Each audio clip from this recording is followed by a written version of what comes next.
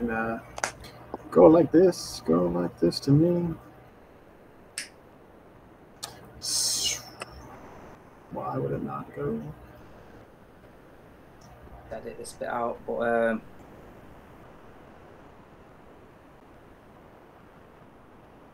what fish have you got?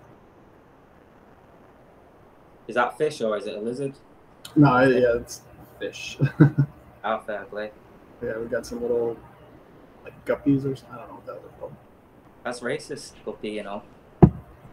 Is it? Yeah, towards white people. Jamaicans use it. Apparently, it means ghost or something. Well, mine are black and orange, so. Nah. Hey, maybe that's what they want us to look like. I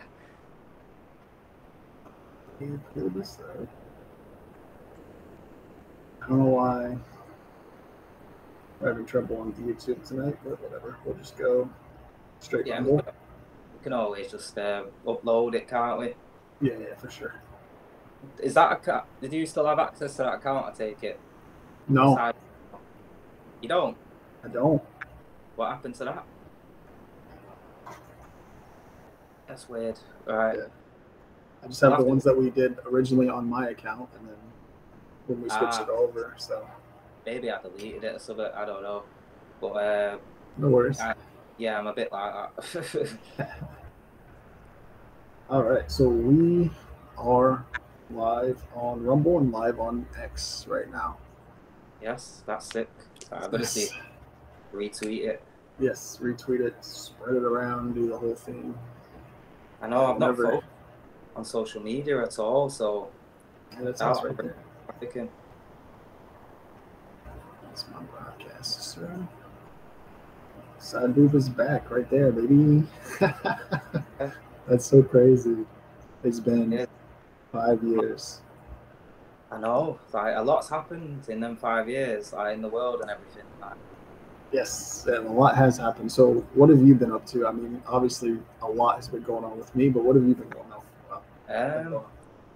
Well, I met a girl, moved in with her for a bit in Cheshire, which is a nice place, to be honest. Lived with her, raising 2 cats for a while. And then, you were a cat dad? Yeah, pretty much. And then I never liked cats before that until I met the ginger one. He's cool. I didn't realise that ginger cats have like their own personalities, so that was cool. They're very calm and like loving and like dog-like almost. So I was pretty shocked with that because my last cat was like a street cat. You know what I mean? It was like just a tough little, just a proper cat. Didn't care about no one. Right. But yeah, so done that. Been working. Not much, to be honest. Now I'm thinking about it. Right, it's like it seems like such a long time, and then when you think about it, it's like, damn, what was I doing? Yeah. Yeah, not the same for me. I mean, obviously, besides family trauma that I'm not going to get into right now, just working, living, growing my family. You know, my son will be 8 tomorrow. That's crazy. That is mad. Yeah. So I'm thinking 5 years ago, he was just a little toddler running about. You know what I mean? Like, so now he must almost seem grown now compared to. Oh my god! It's wild. And you know, parents will tell you all the time, like, it goes by so fast, and 100% it goes by so fast. Yeah, I learned that with my nieces. Like, my oldest one's 10 now, and she's in Florida on Saturday actually, and she's just like a little grown up already. The way how she talks and everything, it's scary. The whole personality comes out. It's like it's crazy how they, you know, you can see pieces of yourself in them, but then like, they have their own unique person. So it's like it's this whole little unique being. That's it, yeah. Like with my oldest niece, like everyone hates on me a bit because she literally has all my personality traits when I was a kid, like ADHD, crazy, like just full of energy, and everyone's like, she's just what you were like. So yeah, I get a lot of flack for that. Well, this isn't just a catch up with Sydewalkclosed and Muddy Wolf podcast. This is our new reiteration, I guess, of the Sydeboob podcast that we started so many years ago. I think we did like 8 episodes, I want to say. Felt like man, I know, right?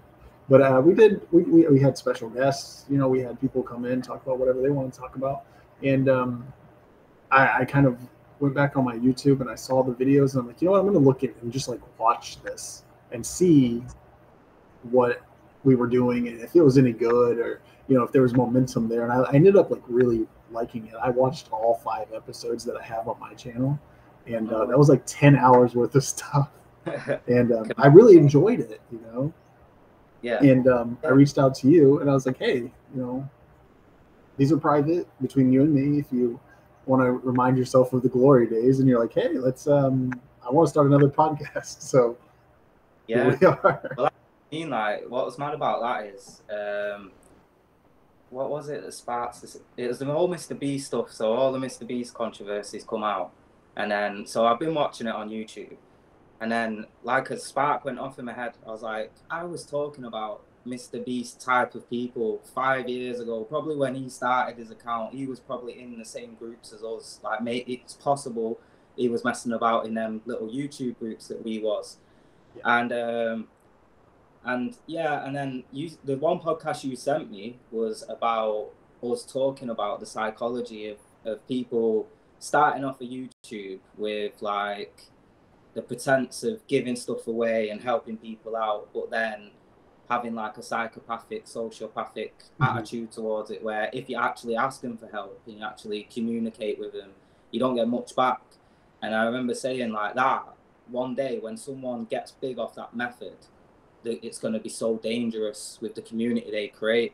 And the irony is now, like, we can clip it and put the old clip up. The irony is like, now we're seeing that with Mr. Beast and his like channel. Like, it's almost like I predicted it without trying to sound like, like what you call it, but I forgot the word, Machiavellian, like, but like I almost predicted it, because I could see it was almost like a trend with small YouTubers, and then I could see that not many big ones were doing it, like they would do giveaways and stuff, but they'd stick to their content. And then it was weird, and then you sent me that the message, and then I was just like, you know what, this is like a sign. Like, I've been believing a lot in signs recently. Like, I passed out a couple of weeks ago, and I had a lot of stuff come to my head, like when I was out of it, and I kind of took that as a sign from like the universe or something, like, so I have been reading a lot into like signs that I'm getting, and I looked at that as like one of the signs as well, and I thought, well, I have been thinking about doing like MMA content, and then when you said that, I was like, mate, no better way of starting again than with the guy that I started out with, you know what I mean? For sure. And I'm not going to play the whole video. I'm not even going to play the audio from it, but I want to bring this up because it does lend credence to the fact that you did call this out so many years ago. Look what the YouTube auto tag this tactics, right? So this is the false pretense of these guys saying, hey, we're going to give this stuff away. We're going to grow this community. We're going to be great. But it's that psychopathic mentality, that sociopath, I think, is actually the real word. That mentality that is so dangerous that we're seeing with, the Chris Tyson, the Mr. Beast thing. Like, we're seeing it play out, and we talked about this literally 5 years ago. It's just crazy to me to think, like, some of the people we were picking on, some of the people we were like calling out, that could have, in any, not this universe, but any parallel universe, we could have just as easily been talking about Mr. Beast. We could have just as easily been talking about those other random people. So I won't be surprised if like him or part of his team were in them groups, like, because it was 5 years ago. And just to elaborate, so when we started out YouTube, there was a lot of like small YouTube hashtags and stuff, and then I think Syde actually started a message group for us all to talk in, and then that's kind of how I noticed it, because I would try and talk to him in private as well, just like a friendly way, and then you just kind of get these weird, like, I don't even know what to call it, it's like automated answers from him, you know what I mean?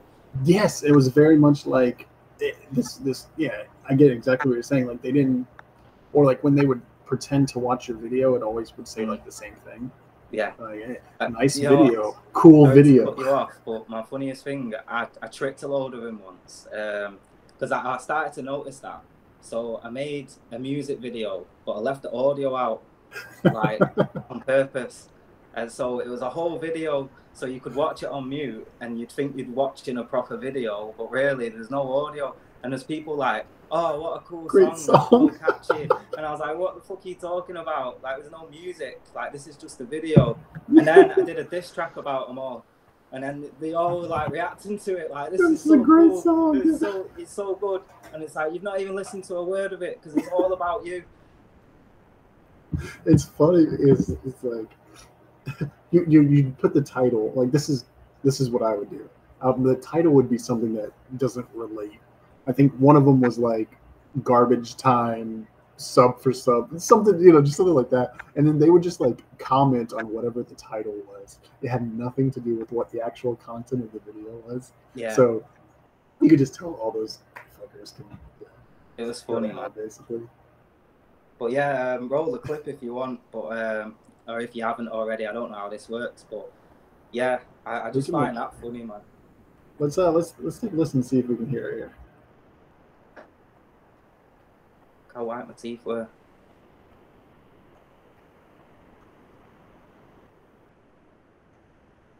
I can't hear it on my end. Can you hear it?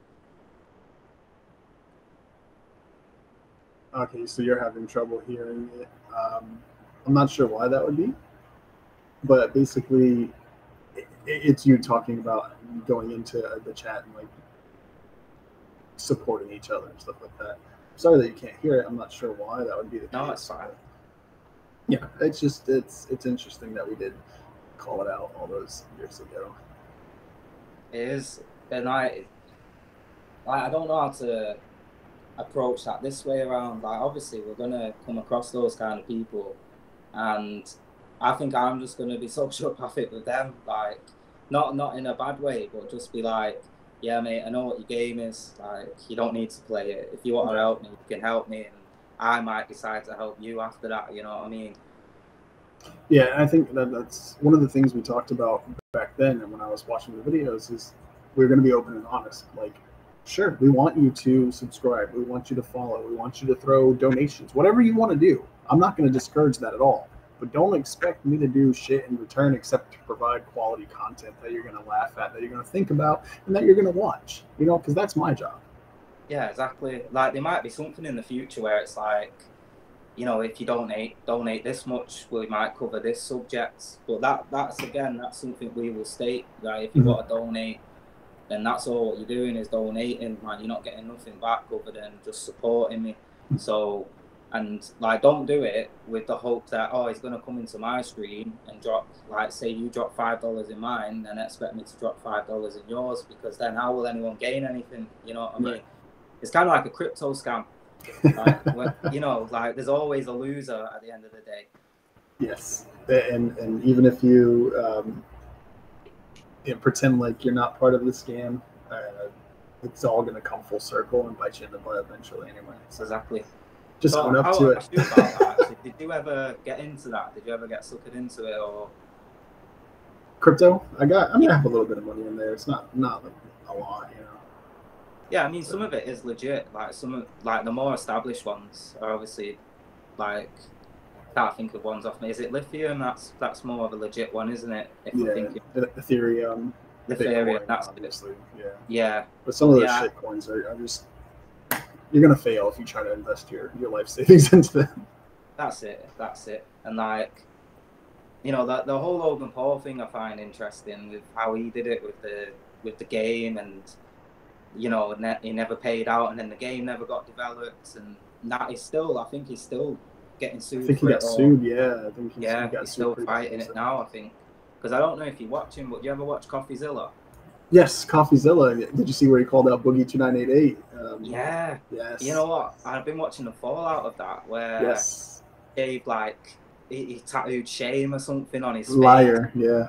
Yeah, and it's I did a video about it, I find that mad. Like, I think that kind of suits the Mr. B stuff, where it's like, oh, so if I put liar on my face, then that will negate people, like, thinking I fake cancer, and it's like, no, it doesn't, though. Like, you still did what you did. Yeah, but it's part of that psychopathic mentality. That's the kind of stuff we were talking about. Exactly.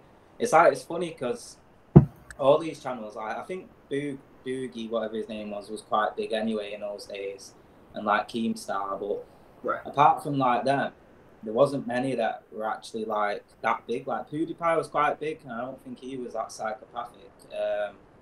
You know, he was just focused on just doing his own thing, you know what I mean? But other than that, like, see, when we started out, I did think YouTube was quite pure. Like, when you looked at the big guys in my country, like Sidemen and KSI, like, it was all about the content and what they were doing. And then, yeah, maybe not so much now. Well, now they're all boxing and stuff, which is another thing. Like, I remember talking about that in an early podcast as well, like, about how that was going to take off. And yeah, we were talking about celebrity boxing and like these crossover matches. I think it was McGregor and Mayweather and the crossover stuff like that, and how that has blown up. Yeah, and what's mad is like Tyson Fury. I remember talking about Tyson Fury coming back, and I remember saying, "Be careful, he's going to batter Wilder." And everyone was like, no. And I was like, no, trust me, the skill set of Tyson Fury compared to the skill set of Wilder is vastly different, even if Fury's like overweight and everything. And I used to say it about Joshua. I used to say, Wilder don't go near Joshua because he knows the end result of what happens in that fight. Like, and no one would believe me at that time. And I used to say it about Fury and Joshua as well, because I heard when Fury was 22, he sparred with young Anthony Joshua. And Fury was more honest in these days, and he come out and he was like, yeah, he absolutely battered me. This guy is going to be the new big star of the heavyweight division. Like, he is one to watch for. And I remember thinking, if Tyson Fury is saying that, who's like known for being a bit of a bullshitter, then there's got to be some credence to it. And like, I feel lucky because Anthony Joshua is the only boxer who I've watched go from amateur all the way up until now. Like, he's the only one I can say. Obviously, there's newer boxers since then that I can say this about, but Joshua was the first one that I ever watched going from amateur all the way. Well, Fury was probably before that, to be honest. What about someone like Lennox Lewis? Was that kind of before your time? Because I know he came up and he made his name, but that was probably what, mid '90s, late '90s in that era. I'm trying to think when he might have competed in the Olympics, because it's possible I might have watched him as a toddler in the Olympics. You know what I mean? Because I think he might have represented. I remember there was a lot of issues with him of who he's going to represent, whether it was going to be Canada, UK, or Jamaica. And I think he chose UK. And so it is possible Lennox as well, but I wouldn't remember it. You know what I mean? Like Lennox, Joe Kawasaki, Prince Nazim, like they were my guys, but I can't remember him early on. Right. I mean, that makes sense. It was a while ago. Yeah, you were younger.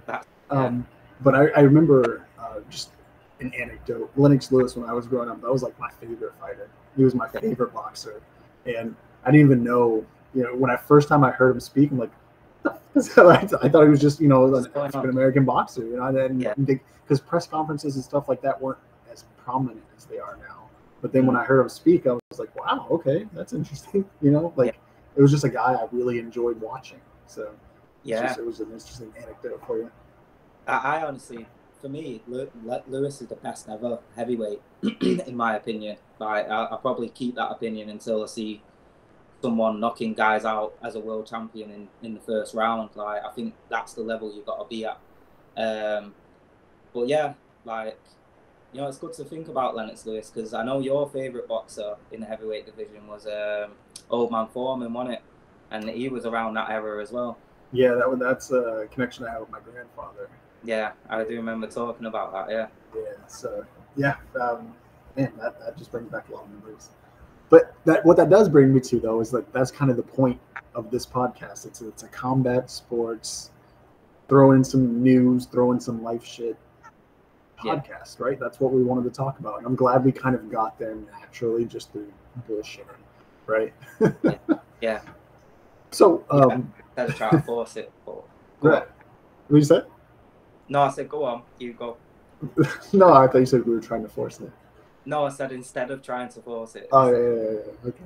Yeah. See, this is the complications of our first time back in 5 years. We're talking over each other like that. Yeah. we'll get used to it. Yeah, no worries. I'm not too worried about it. But anyway, we're combat sports focused, so let's talk about some combat sports. What do you want to start? Do you want to start with Ngannou? Do you want to start with Craig Jones, UFC 305? Where do you want to start? Maybe we'll go with Craig Jones because that's fresh in my memory. Yeah, so if you haven't heard, Craig Jones become the intergender. Is it intergender that they're calling it? Yeah. The intergender world champion of Brazilian Jiu-Jitsu. Which, as you can see on the screen now, he beat, I can't remember her name. Gabby Garcia. Luckily, I could see it there. Who's a beast of a lady, by the way. Like, she'd probably beat most men, to be fair. 9-time world champion. Absolutely phenomenal. And I mean, part of me thinks, is the many 6'4" women out there she's competing against? Like, right.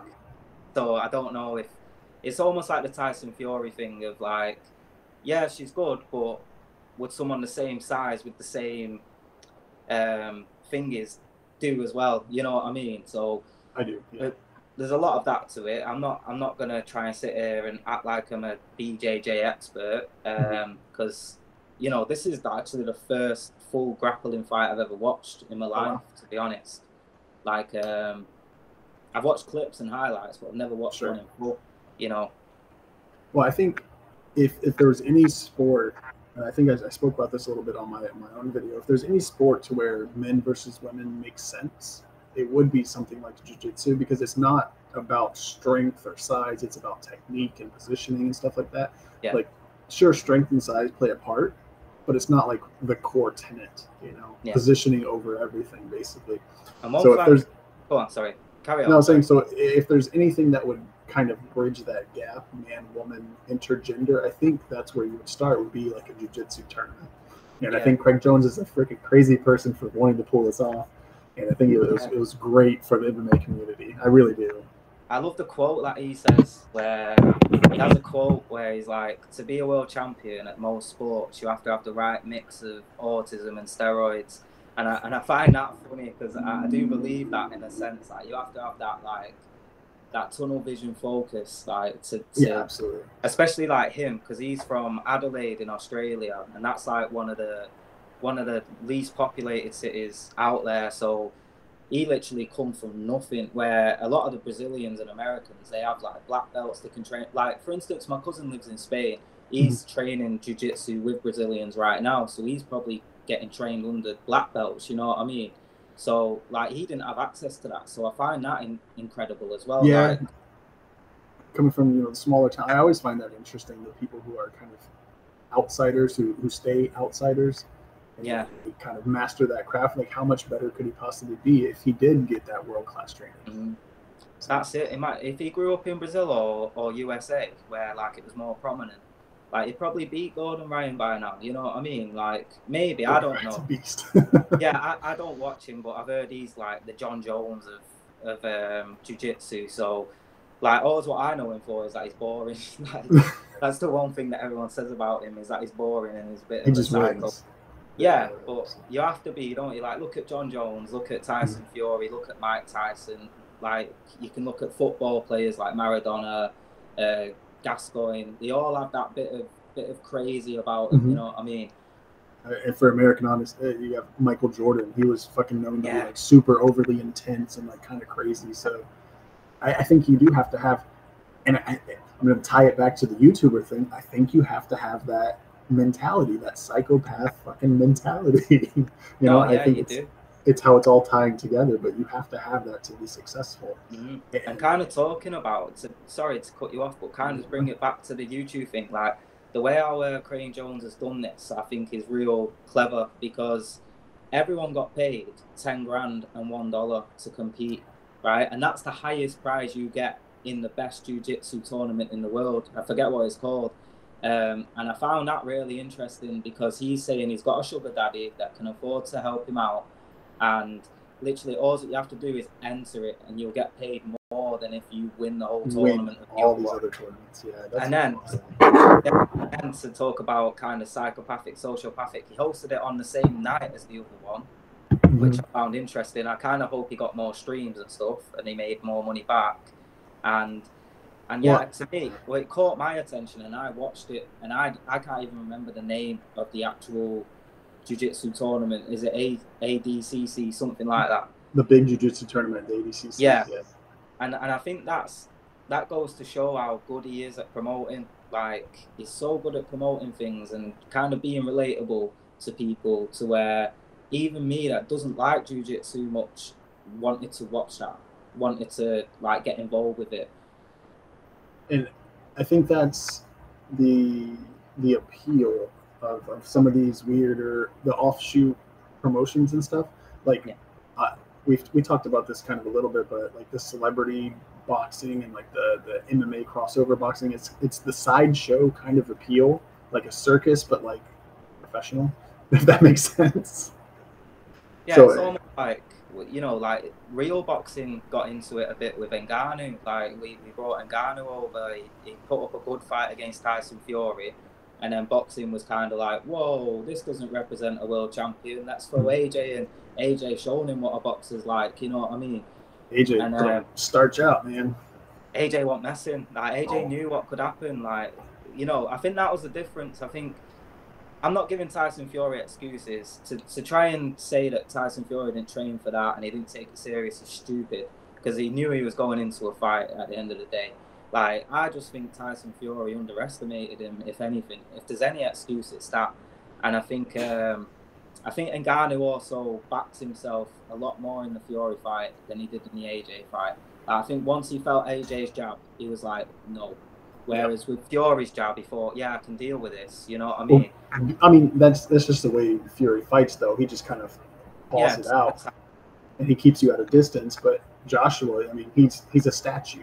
He's marble. He's granite. Yeah. Like, he's gonna hit. Joshua's like punching through your face. Like, Joshua's trying to put a hole in your face, whereas Tyson Fury's just trying to mark your face. So I suppose you can look at it that way.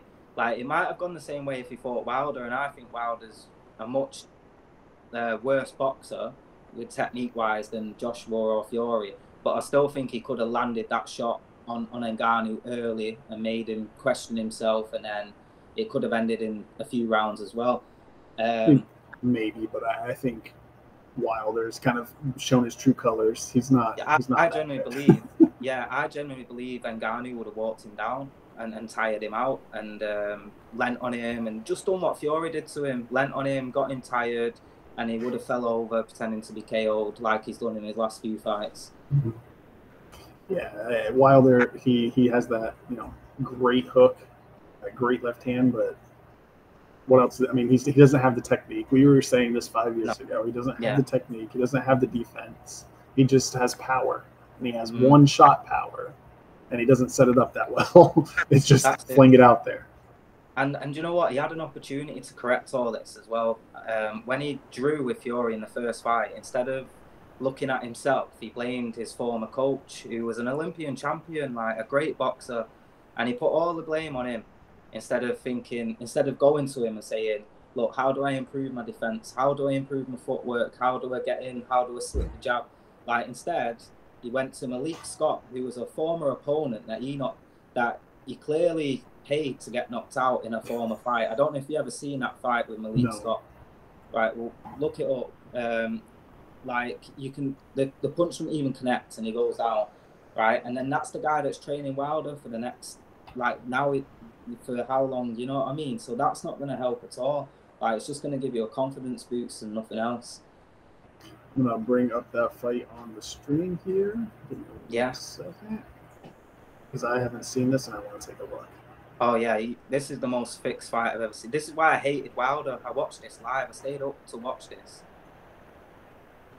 Let's see. He looks a lot bigger than this guy, too. Yeah. Malik Scott was like a bit like Fury in the sense like he was a point fighter. Right, it looks devastating, but when you see it up close, it does not connect. It was just a straight right down the pipes.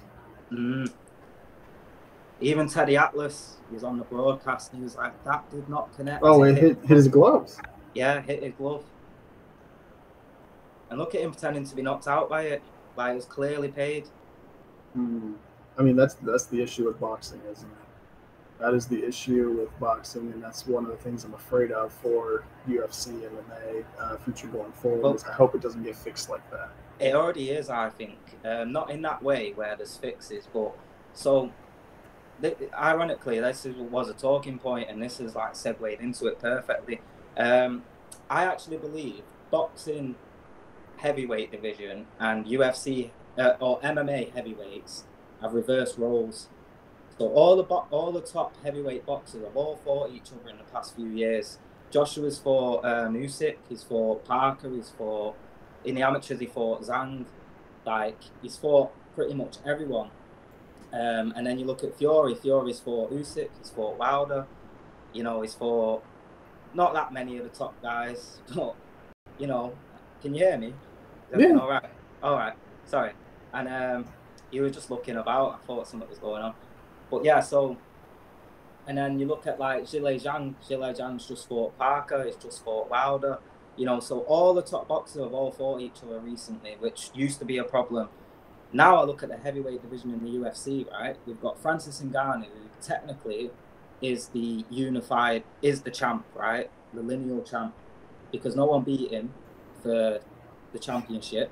Right. Yeah, so technically, like what Fury was saying about himself after he beat Klitschko, he's the lineal champ, right? So John Jones and Tom Aspinall have already got belts as well, yeah? So now we've got 3 belts in the heavyweight MMA division, and there's no possibility of unifying because UFC won't let their fighters go over to PFL. So now UFC heavyweight division looks a lot more like boxing used to look like just about 5 years ago, funnily enough. And now boxing looks a lot more like what UFC heavyweight division looked like, where all the top guys are fighting each other and keeping it relevant. And I'm just getting sick of this stereotype of, oh, UFC, the best fight, the best. Well, explain Sean O'Malley. Like, he just defended his title against Chito Vera, a guy who coming off a loss. Explain Paddy Pimblett, clearly lost the fight, getting layups, fighting Tony Ferguson on an 8-fight losing streak. You know what I mean? So, like, I'm worried that the UFC is becoming a lot more like boxing in the way how they're building their prospects, giving them easy layups, easy style layups, and then just the total mess of the heavyweight division. And to be honest, most champs now seem like they get to say who they fight in UFC.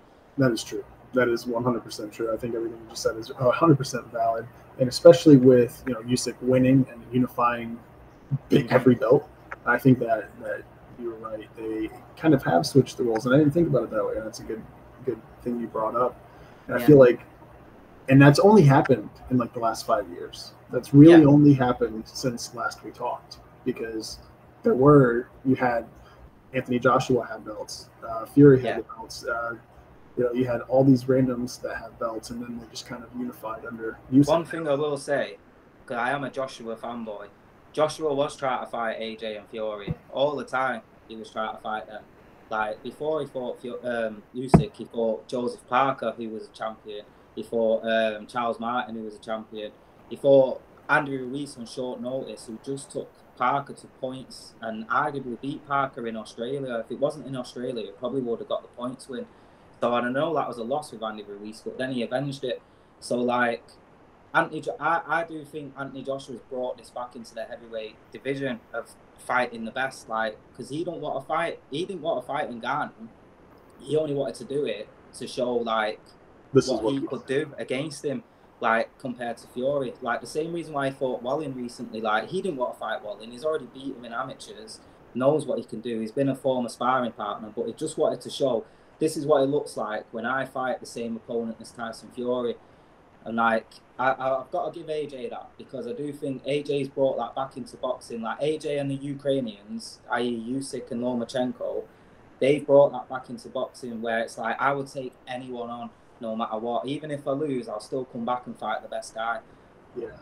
And that's kind of funny you bring that up, because the last time we spoke, we were talking about Loma, and we were, was it Teofimo Lopez, when he had just lost and had injured his shoulder and whatnot. Yeah. That's weird that it was that long ago, and we're still talking about Lomachenko. Yeah. And he's still so relevant. This segues into something you wanted to talk about. Sorry to talk over you. Right. But Tank Davis. Yes. Let's talk about Tank. Tank's apparently might be fighting Loma, and I think I have been calling for that fight for 5 years. You can go back and watch it. It's too late. Loma's old now. Loma's an old man. You know what I'm saying? Like, Loma's been beat. He's got injured shoulders. Like, he probably will get dragged either down to a weight and not be able to rehydrate, or get brought up a weight that's just unnatural for him to fight Tank. Like, Tank should go and fight Shakur, should go and fight Devin Haney, like someone around his own age, around the same skill level. And then if he does that, then I'll be like, Tank's great, because I do believe Tank has the skill set. I'm not talking about Tank the same way I used to talk about Wilder. Like, I do believe Tank has the skill set. I just don't think he has the belief yet, for whatever reason. You think it's the Mayweather cloud still hanging over him? Maybe, but again, I know people like to say Mayweather didn't fight the best and stuff, but I do believe Mayweather fought the best, like, of his time. Like, he dragged the Pacquiao stuff out, don't get me wrong, and I think that was the one that he did time perfect, was Pacquiao, or Pacquiao, however you say that. But no, I just think it's a Tank Davis problem, if I'm honest, because Tank has this, like, similar to Wilder and Mike Tyson, where because he's looked at as this knockout artist, he wants to maintain that, and you're not going to maintain that against Lomachenko or even I think if he fought Ryan Garcia and Ryan Garcia was fully hydrated, that would have been a different fight, because all it took was one body shot, and then, you know, Garcia's dead. Yeah, but we saw what happened with Garcia now. Yeah, but Garcia was on drugs. That's what I'm saying. So who's to say it wasn't happening then? You know what I mean? Nah, because, like, if you've got a rehydration clause, then they're even checking his hydration levels, so there's no chance he would have been able to cheat against Tank. Like, and that was probably why he did it, don't you think? Possibly, but why not just take him on, though, like, at his natural weight? Like, Ryan Garcia never tested negative before that, so why assume this? And if he's going to assume it about Ryan, then we've got to assume it about Tank, right? If Ryan's doing it all, then Tank's doing it all. I mean, that's fair. I mean, but the thing about it does have unnatural power. You signed the contract. Quit making excuses. Like that, and that was the thing. Like, you signed the contract. You said okay. That's why you agreed to his terms. He brought the money. Like, let's be honest. You know, like you signed the contract. You honored the contract. Quit making excuses. Nah, I do get that, but it's again, it's the same thing of, like, this is a sport, right? So how can you prove you're the best when you're hindering your opponent? You know what I mean? Like, so on the flip side, bigger and stuff like that. That's what I was going to say. On the flip side, how can you say you're so much better when you're just a giant over him? Like, you want to rehydrate and gain 10 pounds? No, I get that. Like, I don't believe in weight classes. Like, I mean, the way how weight cutting is what I meant to say. Like, when I was a kid and I used to fight in the amateurs, I just used to fight at my natural weight. Like, and so it meant I was always fighting bigger guys no matter what, because I was just a tiny little kid. And so I think part of me is a bit jealous that these guys get to choose this stuff. And because, like, I used to fight, and I don't think I ever had a fight in a ring where someone wasn't bigger. Like, it just wasn't possible because I was so small. And when I see this stuff, I kind of just think, like, you're so weak. Because what I used to do is I used to do Muay Thai, and I used to bring them down to my level. I used to clinch them and just grab hold of them and pull them down to my level and knee them. And, like, I think that's how you deal with that. Like, if someone's got a size advantage, then you work to their size. Like, look at Usyk. Imagine Usyk give Fury some rehydration thing. Like, you know what I mean? I know there's no level to heavyweight boxing weigh-ins, but imagine if Usyk made sure there was a cap and Fury could only weigh a certain weight. Like, it would totally negate what Usyk did. I think it's different, though, in heavyweight, because there is no, like, upper echelon. Technically. I think that, but if you're saying, hey, I'm going to fight at 135 pounds, like, just be 135 pounds, which is one of the things I really admire about ONE FC. If you've ever watched ONE FC, they have rehydration clauses in every single contract. They have, like, 2 weigh-ins, like, to make sure these people aren't so crazy. They haven't gained a certain amount of weight in between the official weigh-in. And, like, I think that should be, like, a standard. Yeah, I think weight cutting should just be cut out. Like, so once weight cutting's cut out, we won't need rehydration clauses. Yes. You know what I mean? Because 100%. no one will be like forcing their bodies to stupid levels. Like the one thing Like that Paddy annoys me Pimblett. about, yeah, and Sean O'Malley. That's what I was literally the two people I was going to talk about. The one thing that annoys me about them two is they always call everyone small in their division, and it's like, yeah, of course they're small because they're fighting at their natural weight class. You're not. You're a fucking middleweight fighting 2 weights below. Like Sean O'Malley, he's definitely not what is it, a bantamweight he's at? 135 pounds. Yeah, he's not. He's clearly a lightweight. Like, so go and fight at that division and see how you handle Dustin Poirier, see how you handle Justin Gaethje. You know what I mean? Because fighting Merab, fighting Sterling, like you've got a foot on him. Like you've already got a massive advantage anyway. And then when you're sitting there, like, I know I'm a small guy, yeah, so maybe it's a bit of small man syndrome coming out.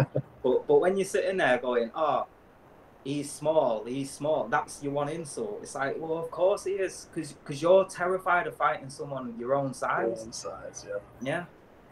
Yeah, and that's one of the things I do like about ONE FC. And one of the things I always liked about Mighty Mouse Johnson is like he was never cutting weight. He was never like he just always seemed to be fighting at his natural weight. And it was always smaller than everybody and still dominating. So that's it. I mean, that's why I like Izzy a lot. You know, I know there's a lot of people claiming because he had like a gyno boob going on. Mm-hmm. People claim that might have been from steroids or whatever. We don't know, like, it gets tested, but at the end of the day, even when he went up a weight, he still remained at his natural weight level, and I thought that's commendable, especially in the UFC, to go, I'm going to fight a light heavyweight, but I'm not going to try and put on weight, I'm just going to weigh in normal. Just go weigh in and be, yeah. And that's one of the things, too, about, like, Anderson Silva. If you ever remember Anderson Silva, he never really cut like tremendous amounts of weight. He looked the same when he was at 185 and when he fought at 205. Like he still looked the same. Yeah, so, in those days it did seem like that. Like when you saw like Rampage Jackson or Tito Ortiz or like Chuck Liddell, like you didn't see them. Maybe I'm wrong, but I didn't seem to see them before the fights, like all born and you know, like and everything. Right? Yeah, like they were just weighing in at.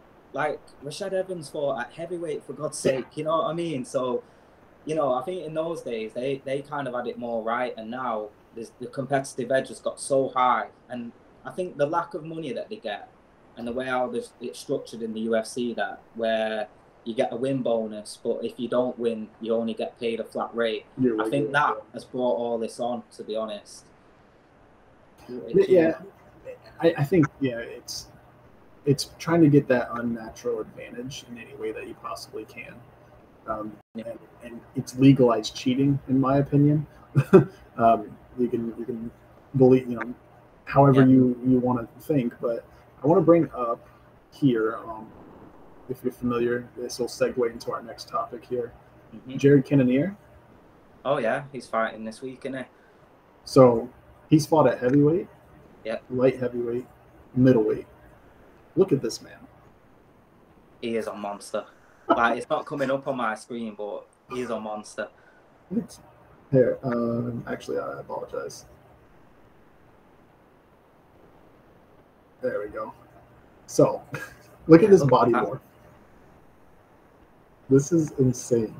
Like, how do you go from 265, 205? This is all in the same frame.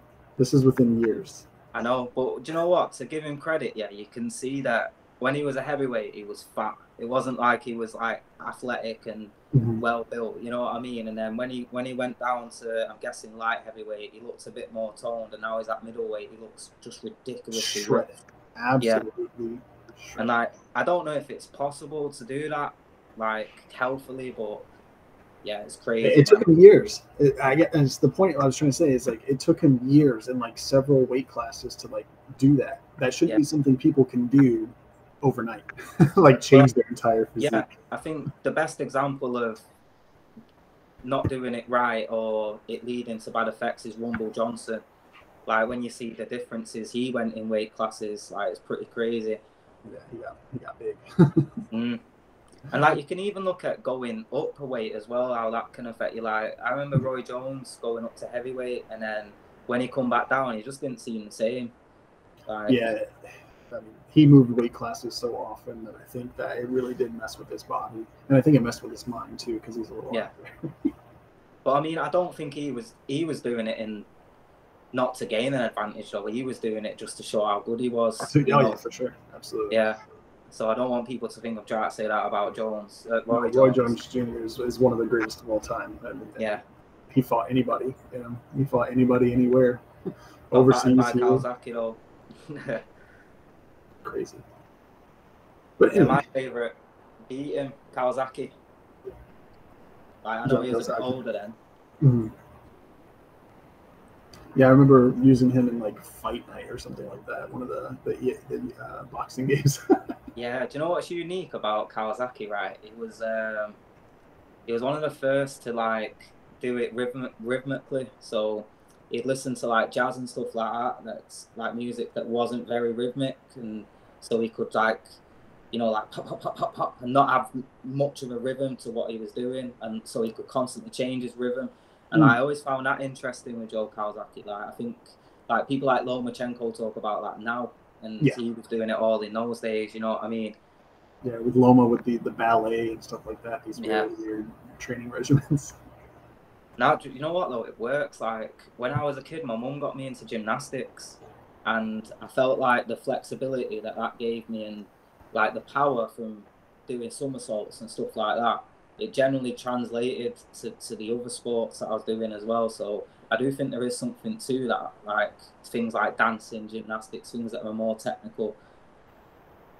Yeah, I do too. I feel like a lot of sports translate into other sports, and a lot of physical activity kind of translates into other things, which kind of brings me to this fight here. Yeah. Duplessis.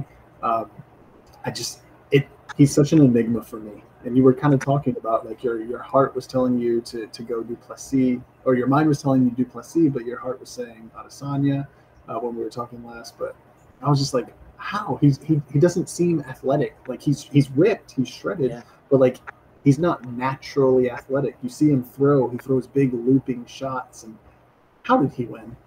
I know. I think Izzy gave us the game plan, though. I do. I think like from I'm a big Izzy fan, so I'll say this. Like, I might be biased, but from what I watched in that fight, Izzy was piecing him up, and especially to the body. When Izzy started focusing on the body, like I could see fear in Duplessis' face. Then I started seeing like he started backing up, which is I'm not used to seeing Duplessis do that. You know what I mean? And I generally think a young Izzy probably might have finished him off earlier, but am I just coping? I don't know. Because the one thing about Duplessis is he finds a way. Like no matter what you say, he finds a way, and that's the mad thing. Like, and that's why I like watching him at the moment, because he's not good to watch technically. He's not like Robert Whittaker or Izzy, or even Sean Strickland, where it's like, right, I see what they're doing, I see their technique, and it's working or it's not working. Whereas Duplessis, it's like he just keeps coming. It's chaos. Yeah, it's chaos, and I think there's something to that, but I don't think it's going to last long. Like, and I've been on record that I said this. I told this to you. I don't even think he beat Sean Strickland, in my opinion. I don't even think that fight was actually close. I had it like 4 rounds to 1, and he ended up winning somehow. I mean, that could just be bias, but like, I just don't understand Duplessis. Like, I don't understand how he keeps winning. Yeah, I thought the same with Strickland. I thought Strickland was piecing him up the whole fight, and then I don't know how it got scored so favourably. Oh, I don't know how favourably it was to Duplessis, but it was 3-2. I was similar to you. Like I was like 4-1 to Strickland, and I don't even like Strickland. You know what I mean? Like I've not got a reason to be like Strickland fan. You know what I mean? So it's not like I was doing it out of cold. I just watched the fight, like, and yeah, it was almost like the Till one. Like when I watched him fight against Till, like Till was again just piecing him up, like, and like part of me thinks like the reason why I couldn't just not choose Izzy in this fight was that Till fight, because I thought if Till could do that to him, I think it went 2-3 rounds at a fight, and the success that Till had, I thought if Till has that success, then what success does Izzy have? Yeah. But then he just finds a way. He just keeps winning. He does. And you know, even though I'm not the biggest fan of him, his personality, but I've got to give it him. He's entertaining to watch, and he does promote himself quite well. Like He does. his little clapbacks and stuff are quite good. Like, I do believe that the whole Africa stuff is a bit silly. That was silly, right? Yeah, I believe that's silly, and I don't care. I think there can be racial connotations no matter what, because you can't say you're a true African without it being racial connotations to it. You know what I mean? It's like an African guy moving to England and saying he's more English than me, or his mum moving to England and then him saying, "Well, I'm more English than you." It's Right, like, because I've been here my whole life or whatever. Yeah, no. yeah, I get it. And I thought it was drama to have drama at first, and then it kind of turned into the bad blood.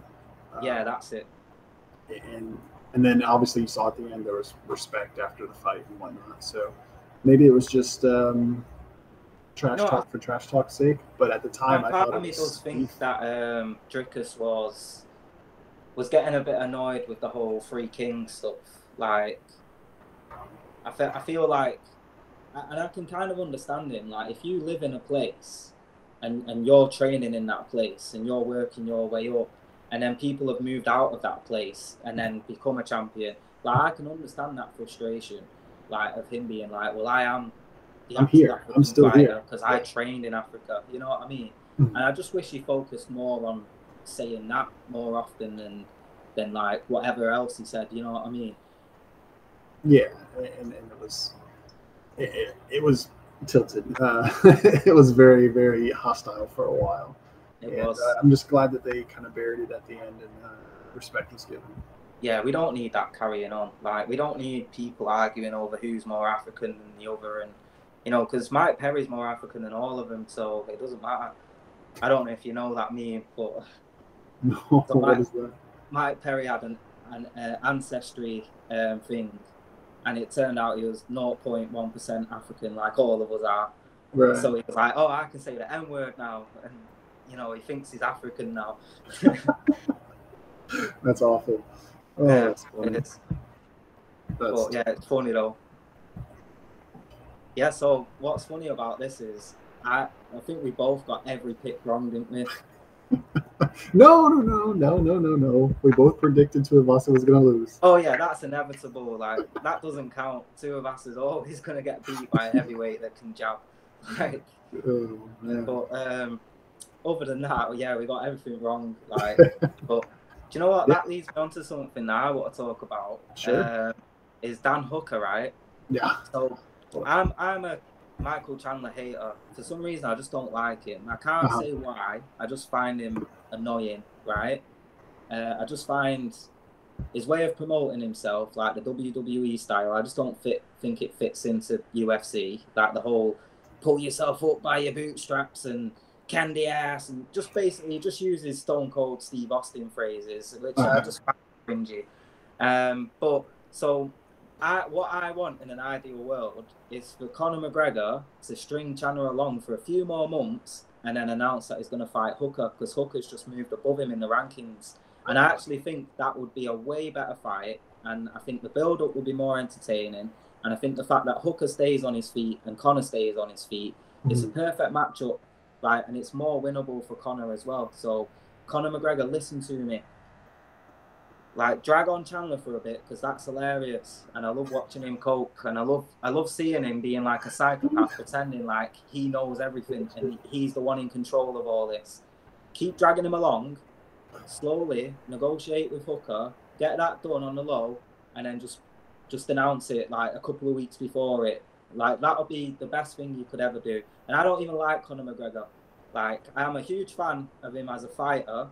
Like, he inspired everyone. He's the only person that my mum's watched on UFC. Like, he's the only person that my mum has stayed up to watch fight on UFC, right? So my whole family's watched Conor. We love Conor, the old Conor. Not a big fan of him now.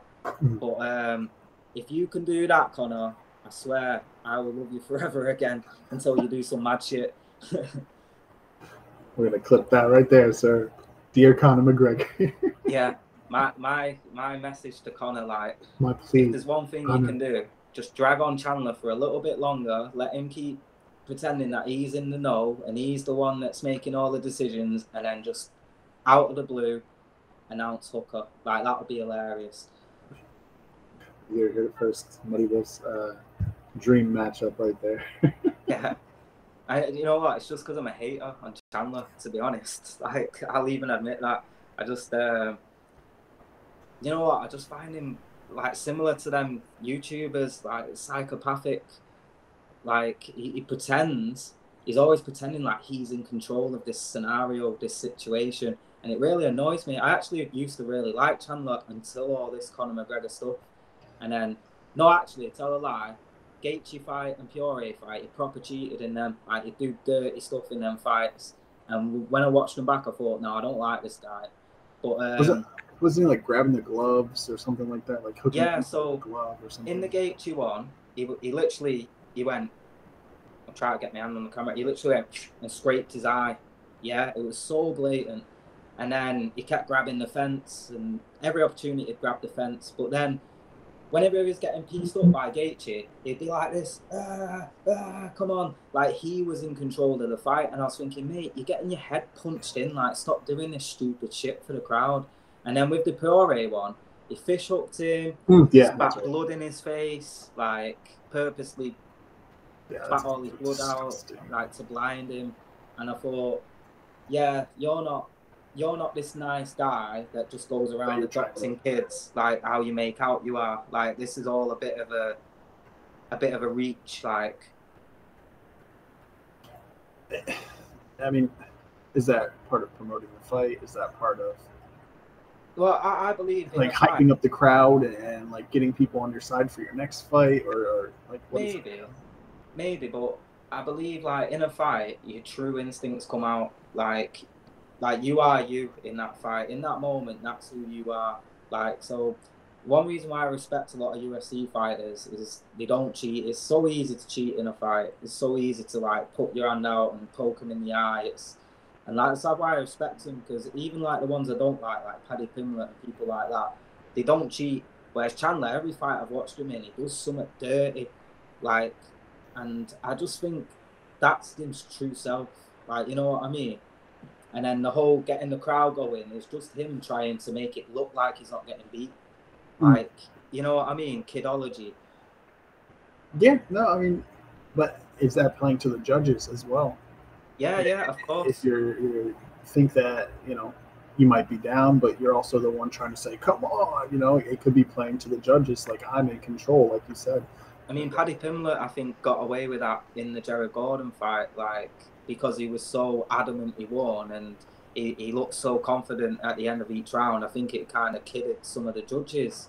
Or maybe it was just fixed. I won't be surprised if the Paddy one was just fixed. But, you know, I do think there is some of that. Like, you know, after every fight, you put your hand up, even if you think you've lost. Mm-hmm. You know, so I think there is something to that. But with Chandler, I don't know. I just feel it comes from a dark place. I don't know why. Well, I mean, I personally don't have anything against his personality, but, you know, the dirty tactics and whatnot, there's no place for that in MMA.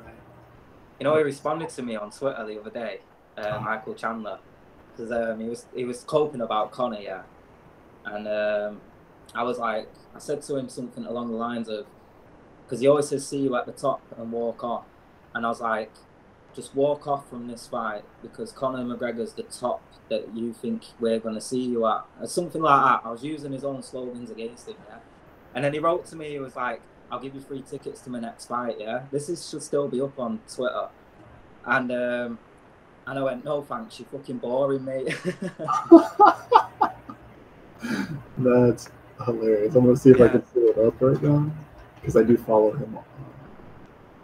Right, there's legit interaction with me and him in the past couple of weeks, and like I just ended it with me saying, like, along the lines of, "Nah, I don't want to see you fight. You're fucking annoying," or something like that. That's funny. Was it the walk-on see you at the top when he was weightlifting, or? I don't know. I'm always trolling Chandler. I enjoy trolling Chandler because he has responded to me about 2-3 times. Like, part of me thinks that he knows who I am, because every now and then I get a response from him. Too funny. That's great. I like that. I don't know how to search for it, but that's No, fine. I'll try and find it and Yeah, on a screenshot or something. But yeah, the interaction ended up with him being like, "I'll give you 3 tickets to my next fight," and I just went, "No thanks, you're fucking boring, mate," or something like that. And I can tell that must have hurt him. That hurt his feelings big time.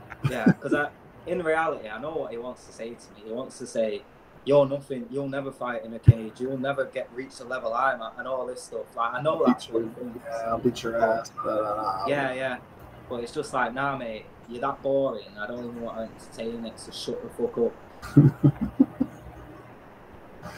That's funny. So we've kind of gone off the rails here a little bit, but I like it. I like where the best ones, yeah. I like it. I know we had more stuff to talk about, but we've approached hour number 1. Just looking at my notes now. Yeah, for sure.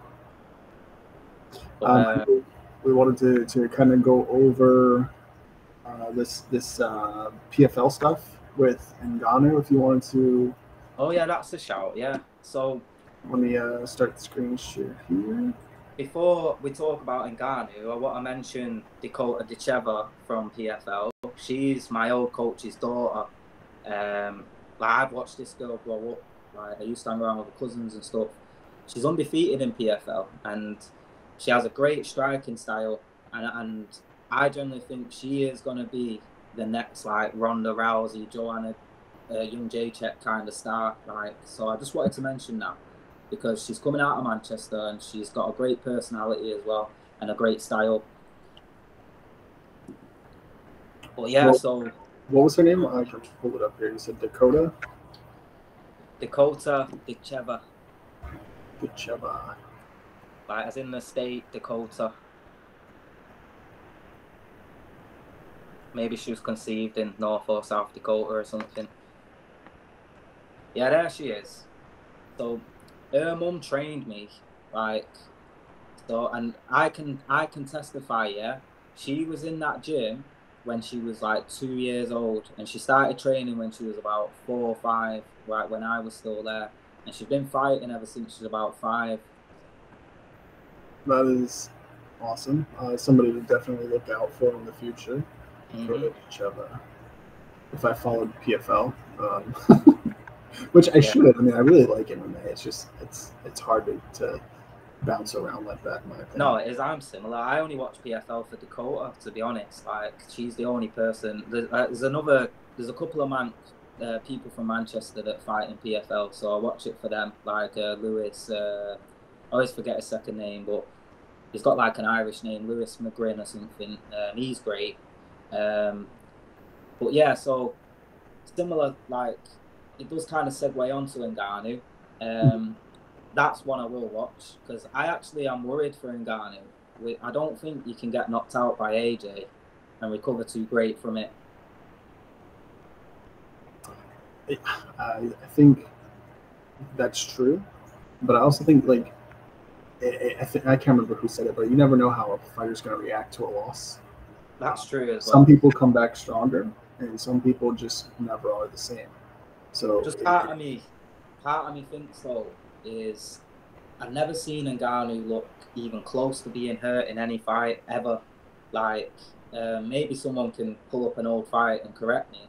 But even against Derek Lewis, you know, he didn't take any damage from him, even though he lost that fight.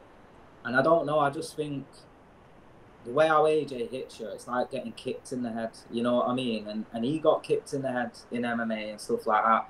And I don't know, I just think that was so devastating. I'm just worried for how he's going to come back. And also, this does segue onto what we want to talk about. Also, the loss of his son and the stuff that's gone on. Like, I really hope it inspires him. And I hope it brings out, like, the old Ngannou. And he gets to, like, you know, be the champ. Because essentially, I want him to be the champ. Because I keep saying MMA doesn't have a unified champ. Like, you know... Because I like saying that at the moment. Yeah, I mean, there's champions in every division there, and I've never been an Ngannou fan. I just think, like, it's just one of those things when you just don't like somebody, you just don't like them. You know, there's no real reason for it. He's super powerful. He's, you know, obviously extremely well built. I think it's just his personality of, I don't know, I just can't, like, it seems fake. Like, I kind of know what you mean by that. Like, he seems like he holds back a lot, in my opinion, and so I do get what you mean by that. But and his ties too, like, it is Adesanya. I've never been an Adesanya fan, and they were close. And it's just, I don't know, it's just something rubbed me the wrong way. Yeah, no, I get that. I mean, like I say, I'm not out with Michael Chandler. I can't fully explain why I don't like him. I just don't like him. You know what I mean? But yeah, with me, it's more. I never rated Ngannou's skill set much. Like, I thought Stipe would play with him. You know, when he knocked Stipe out to get the heavyweight title, like, I actually thought Stipe would just play with him like he did in the first fight, because I don't think he is that skilled. Like, I think if it wasn't for his size, I think John Jones would just play with him as well. But I think the size comes into that. Yeah, he's huge. Like, he's gigantic. Yeah, that's it. So I don't know how Jones can like translate with that size, but it's, yeah, I've never been a big fan of him as a fighter, Ngannou. I always thought he got lucky in a lot of fights because he has that get out of jail card, similar to Wilder. You know, like, I used to compare Wilder to Ngannou in how he punches. Like, I used to say, you know, Wilder's rubbish, he punches like Ngannou. Like, that's literally what I used to say all the time. Yeah, I've never liked him, and I'm not going to hold back on it. No, but, fair. So tell me about the controversy. Oh yeah, so summarize is the word I'm trying to think of. So basically, we touched on it a little bit. So in the press conference, like, they're talking, and my man's talking in Portuguese because he's Brazilian, and he says something, and then basically the translation that comes back out was, this is going to be, Francis might have lost his son and he might have got knocked out, but I'm going to be the hardest test of Francis's life. And apparently everyone was kicking off like, well, he can't say that, you know, because he's just lost the son. But according to a lot of Brazilian UFC fighters, like Money Mercado and people like that, they've translated it, and basically what he said was along the lines of, it's just going to be a tough test, not the extra added on stuff that got translated. So was that from his personal translator or from the PFL, or? I don't know, because it was in the PFL press conference, so I don't know who's like in control of that. But you know, Francis didn't seem to react to it much, so I don't know if maybe Francis knows Portuguese on the low or something. But like, yeah, I just found it all strange the way how he got misquoted like that. Like, it's almost like the PFL saw it as an opportunity. You know what I mean? This is the ultimate trash talk, you know, like, yeah, money. They got dollar signs in their eyes. And I mean, look at the man in between them. It's bloody Jake Paul. So I won't be surprised if, like, there is some funny antics going on like that, you know, because like, he is good at promoting things. So yeah, I just wouldn't be surprised. Yeah, and Jake Paul. I just can't believe we're still talking about him all these years later. You know what, though? No, go ahead. No, I am impressed by him, though. I've got to admit. Like, I still think a British level boxer or a USA title level boxer would batter it, yeah? Like, so I'm not trying to be like, oh, I think he's a great boxer. But I do think he's good for the few years that he's been in the game. I do think he is really good, and I am impressed every time he steps in there. I am annoyed that he's going to fight Mike Tyson, though, because, like, so my prediction on how that fight plays out, Jake Paul's terrified of Mike Tyson's power. Mike Tyson's too old and doesn't have enough in him to close the gap. So the fight is just going to be Jake Paul landing the odd jab, Mike Tyson trying to desperately throw something and then gassing out. Like, that's literally how every round's going to go. The round's going to start off with Tyson walking on him and then gassing out. Because every clip I've seen of Tyson and watching him against Jones, he doesn't have stamina. He's got no stamina. So, I mean, he's 60 years old almost, or something. Yeah, like that, so yeah. It's just ridiculous. Not going to be the same. And he's going to, if Jake Paul does win, he's going to claim, he's a legend killer or whatever the case may be. Yeah. It's just like, dude, I'm falling almost a retiree, like, it's just a no-win scenario for Jake Paul. So I don't understand it. Like, he might be able to convince himself that he's beat Mike Tyson, but you haven't. You haven't beat Mike Tyson. Like, I watched Mike Tyson end his career. I watched absolute bums beat Mike Tyson at the end of his career. So even that, it's not special. Like, if you're going to call out an old boxer, call out like a Lennox Lewis or someone that we never seen, like, digressing. Or I can't think of the word, but, with Mike Tyson, we watched him, like, just go very, very bad at the end of his career. Whereas someone like Lennox Lewis, they never had that down period, you know what I mean? So, but even then, like, Lennox is like 60, so I don't even... Yeah. If you're going to call someone out, you know who you should fight? Derek Chisora. If you want to prove yourself, go and fight Derek Chisora. Chisora's a heavyweight, though. He's not going to do that. So's Mike Tyson. Yeah. So's Jake Paul. Jake Paul's like a cruiserweight, realistically, right? Yeah, but it's a weight division below, and now he's pumped up to be a heavyweight. So, if you want... He's not going to do it. He's no, an active boxer. Yeah. Because he learned from Tommy Fury, who's a terrible boxer. Like, I've watched Tommy Fury get played with by, like, people that aren't even British level, yeah? And even Tommy Fury made him look rubbish. So, yeah, like, that's how I look at it. Or, if you want to fight someone retired, fight Tony Bellew. Yeah, he was a former cruiserweight, got knocked out by Usyk. Go and fight that guy. See how well you do against him. He's going to fight small MMA guys and retired boxers. That's his... Darren Till next, I reckon. I reckon he'll do Darren Till next, because that'll be because Darren Till's a good striker, so that'll sell the whole. Oh, but if Darren Till lands, he could beat him.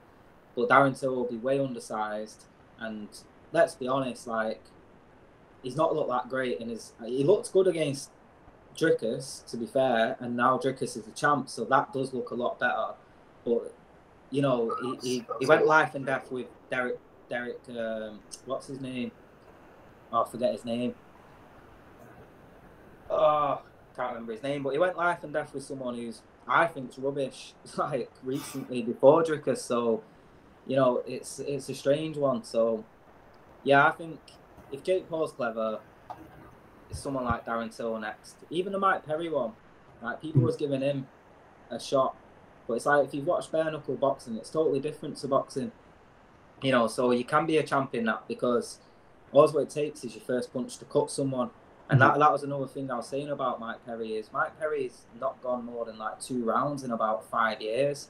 With big heavy gloves, he's going to obviously go rounds. So it was an easy layup. Yeah, not only that, but I mean, if you look at Mike Perry in MMA, whenever he was wearing small gloves, what was his record? It wasn't that great. No. Yeah, he found his home in bare knuckle, and that's kind of where his niche is. And you can't give him. I mean, you give him the puncher's chance, but you have pillows on your hands, so the puncher's chance is diminished greatly. So that's it. And he wasn't knocking people out in small MMA gloves either. So, it's like, you kind of look at that. Like, a lot of his fights ended with damage, not because of knockouts in bare knuckle. Right. So, like, you can't do that damage with gloves on. So the fight was totally pointless, in my opinion. It was just a space filler to get to Tyson. Yeah, like, the only one I was interested with Jake Paul was KSI, when they were both, like, when Jake Paul wasn't on all these steroids. But now he's massive compared to KSI, so even that one wouldn't make sense. Did you see... let me see if I can find the picture. They show the picture of Jake Paul, like, up close, and his face. Dude, just like... Has he got all them steroid spots? Yeah, dude, check this out. I'm going to switch to... Now, what's funny, we weren't even intending on talking about Jake Paul, but I don't mind anyway. Oh, yeah. See that? That's all the toxins desperate to get out. Yeah, dude. All the stuff he's pumping in, desperate to get out of his body, that. You can see, like, the body transformation. Not to say he's not working hard, but, like, how much is that is natural? No, none of it's natural. Like, You could tell even in the Tommy Fury fight, the way how his chest looks, even just Tommy Fury's as well. None of them looked, neither of them looked natural. They both looked like like they were filled with water or liquid. You know what I mean? Yeah, like, yeah. Yeah, Jake Paul's an enigma. I mean, he's a moneymaker. He is. He can hit very hard, but put him up against anybody who's average, I think he'll lose, just like he did against Tommy. Yeah, exactly. Like Tommy's not even a high level as well, so you know it's like Tommy Fury's a boxer not by trade but just by it's not. You know what? He's not even Tyson's like blood brother. It's just his dad's going out of his mum, so. You know, it's not even like he has the genes or anything. Like, he just, his mum just married Tyson Fury's dad. Yeah, it's just the culture of the family. Yeah, so, you know, it's just a weird one. And, like, again, if you're going to fight a Fury that's on time, maybe call out Hughie Fury, who's a heavyweight, you know. That would be a legitimate boxer, so you don't want to do that. No, Hughie would eat him alive, but that's what I'm trying to say is, like, I think the only way Jake Paul gets any credence from actual sports fans now is fighting someone close to retirement, like Bellew, who I said before, that's not far off retirement, or literally just fighting someone that's like that holds a USA title. I don't know what the title system is like in the USA, but in the UK we go from regional to like Northwest, and then we go to like we go to England, and then we go to British. So I don't think he's on a British level. I think he's on like an English level, a national level. You know what I mean? So fight a USA champ or an English champ, something like that. Yeah, I don't think it's gonna happen. I think it's gonna be these celebrity boxing matches, and that'll kind of be his peak. You know what though? Fair play to him. Like, the whole Misfit stuff is like, I don't know if you've seen that in England, the Misfit stuff, where his KSI is like his own promotion, and it's just all OnlyFans girls fighting each other and weird stuff like that. But yeah, so that one's quite interesting. So sometimes they'll have a 2-on-1 fight where two guys will box one, or they'll tag one in or something like that. So stuff like that I do find a bit interesting because it's different, you know, and like, I'm not interested in watching two OnlyFans girls fight because, you know, if I want to see that, I'd just go out drinking and I'd see two girls fight, you know what I mean? But the spectacle stuff, like, I think KSI's fighting two guys next, like, that does intrigue me a bit just to see how it works out. But other than that, like, they're embracing that they are a spectacle, whereas Jake Paul, he's trying to act like he's the real deal, which I think rubs too many people up the wrong way. Yeah, I mean, just the what was I going to say? The name Misfit Boxing, you know, or Misfit Combat, or whatever it is, like, it just shows you like this is their intent.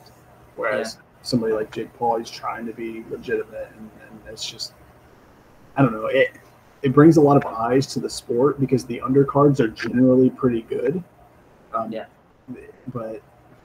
you know, it also is like, again, we'll go back to the same thing, a circus. Exactly.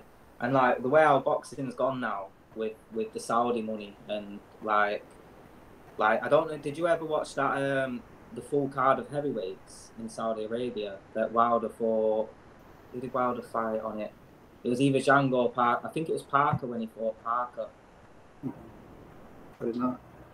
Mate, that was the best boxing card I've ever watched. No, actually, Joshua was the head of it, but Wilder was fighting on the undercard as well. Oh, so it wasn't the one like not too long ago. Yeah, so it was, I think it might have been Joshua versus Wallin, and then it was Wilder versus Parker, and then it was Zhang versus, who did Zhang fight? I can't remember off the top of my head, but mate, that was the best night of boxing I have had in years. Like, me and my mum sat here and watched it from, like, I think it started at like 1 p.m. our time, and then it ended at 10 p.m. and we just watched every single fight. Like, there was a couple of cruiserweights on it. Other than that, it was all heavyweights. And like, I'm loving this. Like, I'm hoping boxing can keep doing this. Like the next, the Saudi one I saw announced the other day that has, I can't remember his headline in it. But again, that looks like a great card. Like the undercard is just full of great fighters and in quite fair fights. So I'm very jealous because last time, well, the last few times, I feel like Alicia and I have sat down, we watched the fights together. It's just been like snooze fest, boring, like yeah, and it's MMA, and it's like, man, we love it so much, but I'm glad you have that you're gonna have that memory of having that awesome experience with your mom, and I'm jealous because, man, the last few things we've watched have been rough. yeah. No, yeah, don't get me wrong. Like when I was with my ex, I'd have her up watching some fights, like, and I'll be like, oh, I promise it's not this boring. Like she actually got into MMA as well, and we started watching Tough, like The Ultimate Fighter. And it's funny because like she hates like wrestlers and stuff like that, and I was like, you're defo my girl, because I'm the same. Like, I can't stand watching, like clinching and wrestling. Like I just find it boring. But yeah, I'm trying to think what fight it was I got her to watch, and it was just the most boring fight. And I was like, I promise it's not like this. Yeah, even when we were watching the Duplessis Adesanya fight, it's like some of the like it could have been so much more. Like I feel like there was so much bad blood, but then it's like like it kind of fizzled out, didn't it? It's like, I don't know if you heard about Mohammed Makayev and Manel Kape, because they had a lot of beef. Yes. Going into the weigh-ins and all that stuff. Yeah, and like they were fighting in the hotel, like cutting each other and all this, and then the fight comes along.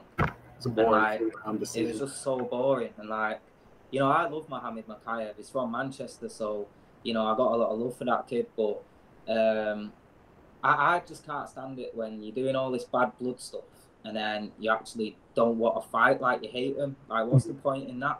Like, it's so weird. Like, I get it, you want to win, but you can't act like you hate him and all this and then be mindful of their range and stuff like that. You don't. I've been in loads of street fights. You don't care about range and stuff like that. You know what I mean?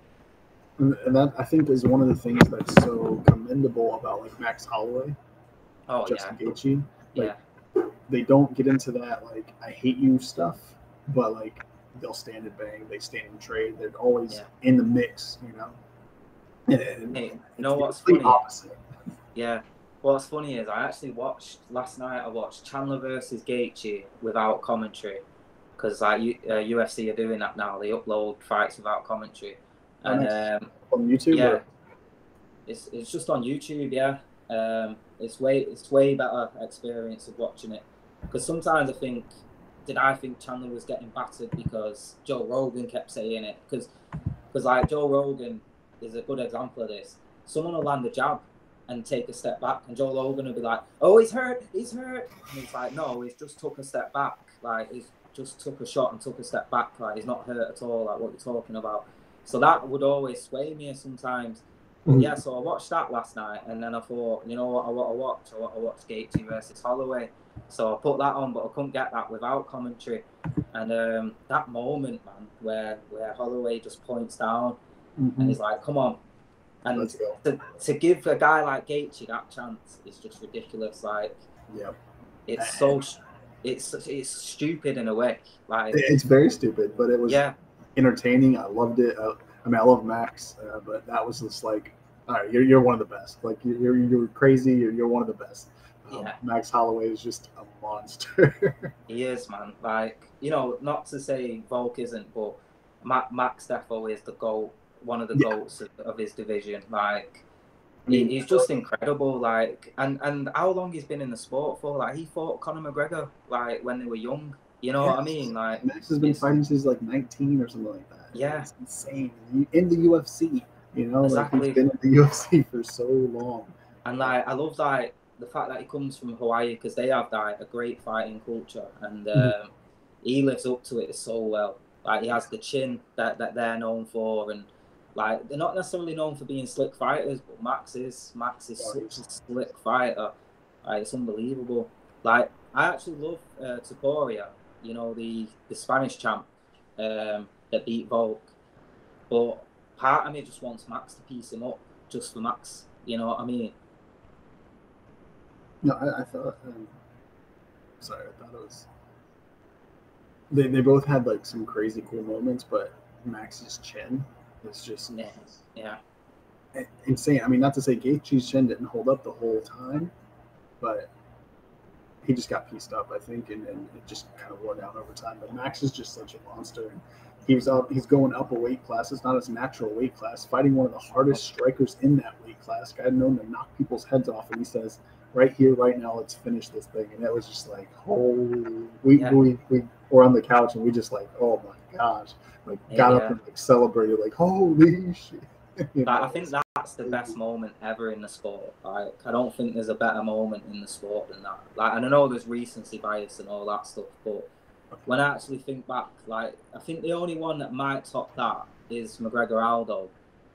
Just for me personally, just because how much I love McGregor at the time, but like you say, to fight Gaethje of all people and give him that chance right at the end, it's just ridiculous.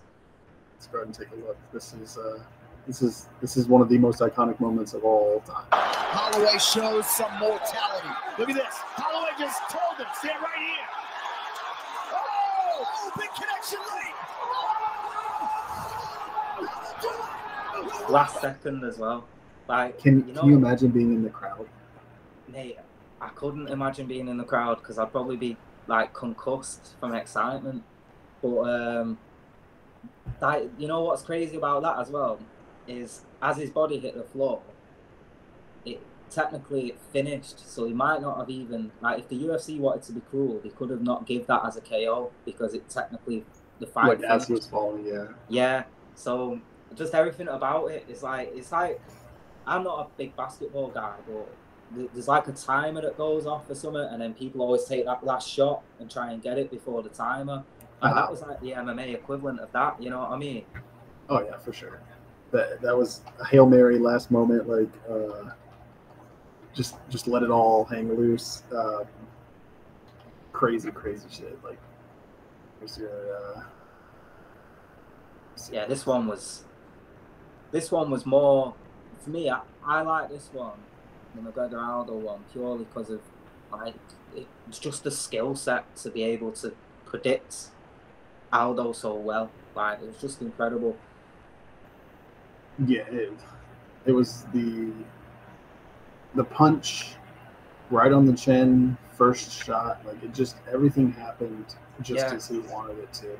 That's what I was going to say, like, not even the punch, but just before the punch, the way how he pulled out, knowing that Aldo was going to lead, and he's pulled back, and then poof, it was just incredible, man. Impact, just one shot, face first, boom. That was the one fight that my mum watched in the UFC, and then she said, I'm not paying for another fight because that was too quick. I was like, fair play. that brings full circle back to Mike Tyson. That was a reason why a lot of his pay-per-views didn't do that well, is because they didn't want to pay for something that was going to end so quickly. They were afraid. Yeah, I mean, again, I remember watching him as a kid. Like, he was scary.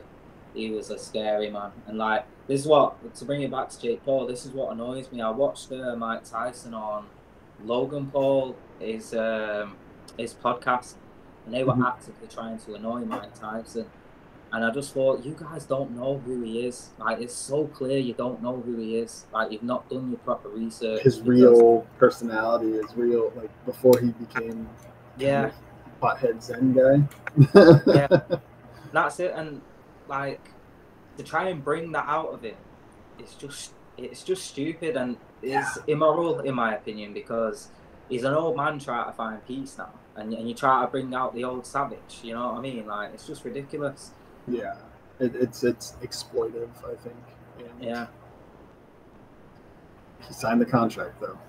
I know. That's it. And you know what? I hope he makes a lot of money. I hope he don't get hurt, and I hope he makes a lot of money. Like, that's the main thing.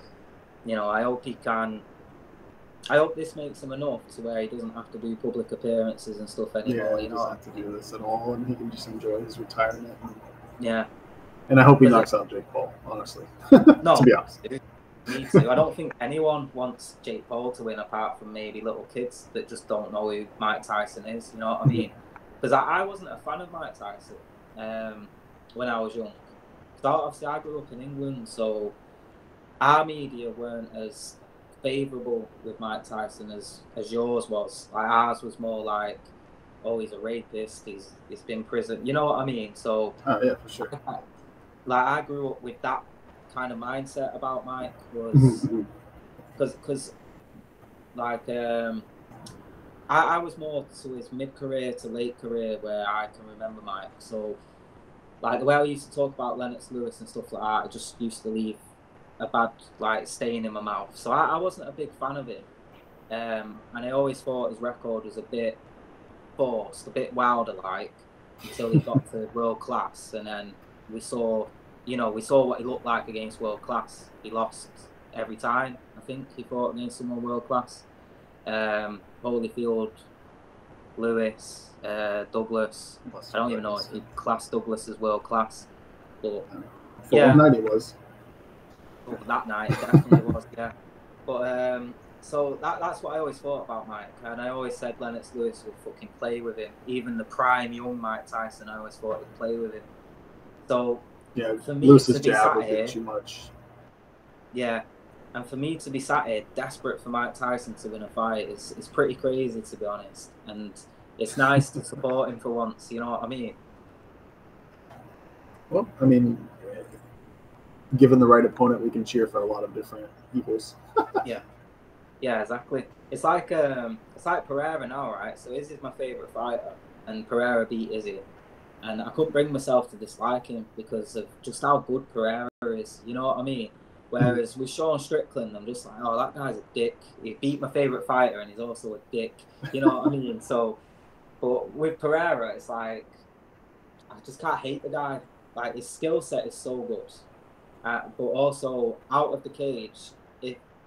I know he's had allegations recently, which I don't know if you want to talk about that. But so I'm not including that in this because that's just allegations right now. But out of the cage, he seems like a great guy. Like all the stuff that he seems to do for people, he just seems wholesome. You know what I mean? Yeah, always brings his kids in the octagon. Did you know he raised them by himself? No. No, see, I found that out recently as well. Like, I don't know how it come about, but he's raised them as a single father, which is even more commendable when you think about it, to raise two boys as a single father. You know what I mean? That's awesome. No, I didn't know that. That's something I want to look into. But we can talk about the allegations really quick if you want. I think it's interesting. I don't know how much you know about it. I can kind of summarize it if you want, or if you... Yeah, you try and summarize it, because it's a lot. What I've seen is tweets, basically. Yeah, so basically what I saw was messages between a female and his manager, because he needs a translator or whatnot. So from my understanding is these females were trying to meet up with him, and apparently they got backstage and maybe something happened at some party, maybe something didn't happen, and then like he never messaged her back. So like from the perception was like, oh, he used me for sex and then kicked me out of his life. So it's like, is that right? No. But is that something like, is that rape like she's accusing him of? Like, I don't know. Like, I don't know what happened. I wasn't there, but that's kind of the she's kind of jaded. That's what I got from it as well, to be honest, was I saw a video of a friend that she was with that night, and like, it is confirmed she was with this friend that night, because that's how she met Alex, was through the friend. The friend was apparently meeting up with the manager, and then the manager said, have you got a friend for my friend? And she's gone, yeah, I'll bring this girl. And even the friends that they met with has kind of like denied it, like to that point. I don't want to say too much, because it's all alleged. Yeah, that's what I mean. So I don't know if I'm misremembering things or whatever, because Alex is one of my favourite fighters at the end of the day, so I'm always going to be biased. But even the friend has seemed to have come out and kind of say, oh no, it didn't play out that way and stuff like this. So, like you say, it just seems like a girl that was jaded, sadly enough. And again, it shouldn't really affect things, but it does no matter what. The fact that she's an OnlyFans girl and she was promoting her OnlyFans like through this kind of doesn't help. You know what I mean? Are you not the using fact his that she's an name? OnlyFans girl, sorry, but the fact that she used this to Used it promote to her try OnlyFans. to promote the platform. Yeah, for sure. I get what you're saying there. Is that why, or was that like the whole agenda to begin with, or is that something like somebody told her, hey, after the fact, like you can use this? Yeah, so that's it. I mean, to make light of it, I just thought of a joke, which I don't know. But if she really wants to promote her OnlyFans with a fighter, she should go and grapple with Craig Jones. You know what I mean? He would to bring that again back full circle. I think that's the episode title, full circle. Is he's promoting OnlyFans with Gabby Garcia, and we can promote this chick's OnlyFans as well. Yeah, that's it, man. I'm saying that on the. I wouldn't make that joke if I didn't think that she's doing foul play with all this. You know what I mean? I don't want to say I don't believe her, because everyone has their own truth and their own perspective on things. And I think the fact that there's a language barrier has probably played into this as well. Like, he's probably maybe thought something might happen and she's not been able to convey it fully, that she doesn't want certain things to happen or whatever. Like, I've been with girls that don't speak the same language as me, and it is quite confusing. So I get that. So it's a strange one. And while it's just allegations, I think it's hard to judge Alex by it, or the girl, to be honest. The only way I can judge the girl by it is being like, that's not a nice thing to do if it's not true. You know what I mean?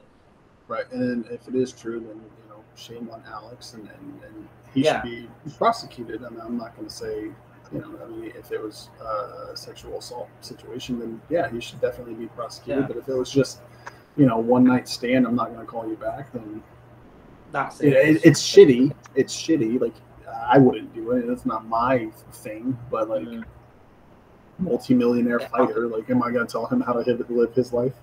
Exactly. And you know what? If it is true, like, he should get his belt took off him. He should, he should serve time and all this stuff. But we're talking about the UFC, and we have John Jones as a heavyweight champion. So, if anything, it's just on brand for a champ at the moment. But do you want to talk about Aspinall real quick? Oh yes, I forgot about that. So. Oh, did you? I actually did, yeah. So, yeah, like, do you know what I find funny with all this is that, like, I kind of touched on it there, is the weird relationship that John Jones has had with the UFC and Dana White. Over the years, right? Yeah. Like, Dana White has had so many reasons to just hate on John Jones. Like, you've brought my company into disrepute so many times, and, you've not defended your title at certain times, like the Chael Sonnen thing when he chose not to fight him, all that stuff. Like, he has so many reasons not to like John Jones. But for whatever reason, right now, in every interview, John Jones is the greatest of all time. Greatest of all time. Yep. Yeah. Which I do agree with. But what I don't agree with is the pound for pound. John Jones is not the pound for pound best in the UFC right now. Like, who do you think, Islam? Well, yeah, I don't think anyone that's not fought for 2 years can be considered in the pound for pound list. Like, I don't think that's fair. Because how do we know what John Jones looks like in a ring now? Even against Cyril Gane, it wasn't a good representation of what John Jones will look like at heavyweight, really, in my opinion. Yeah, because Cyril is just so overrated, in my opinion. Yeah, I like his striking style, Cyril, but he seems like he's not into UFC at the moment, like MMA. Like, he doesn't seem interested in it. And again, that's not an excuse, but the way how he got took down so easily against John Jones, it almost, I'm not saying it was, but it almost looked fixed. like with how easy it looks. And again, that might be the skill set of Jones. But this is my point: is like I struggle saying Jones is a pound for pound when he's only beat one person in the division that he's in. Yeah, I mean that's a fair thing to say, and that person lost to the person who had the belt before. So yeah, it's a very fair assessment. But if you want to look at these pound for pound, you got Islam, you have Alex Pereira, which I mean you could argue could be number one. I mean he's had belts in 2 different weight classes, and he could probably go up to a third and challenge a lot of heavyweights. Do I think he'd beat a few champions as well, Pereira, hasn't he? So I think that holds him. Oh no, but saying that, Makhachev beat Volk, so kind of evens them out. Yeah, that's why I said, would it be Islam? Because I think that you have to say Islam. He's or Pereira, in my opinion. Those are the 2 you'd have to say. Yeah.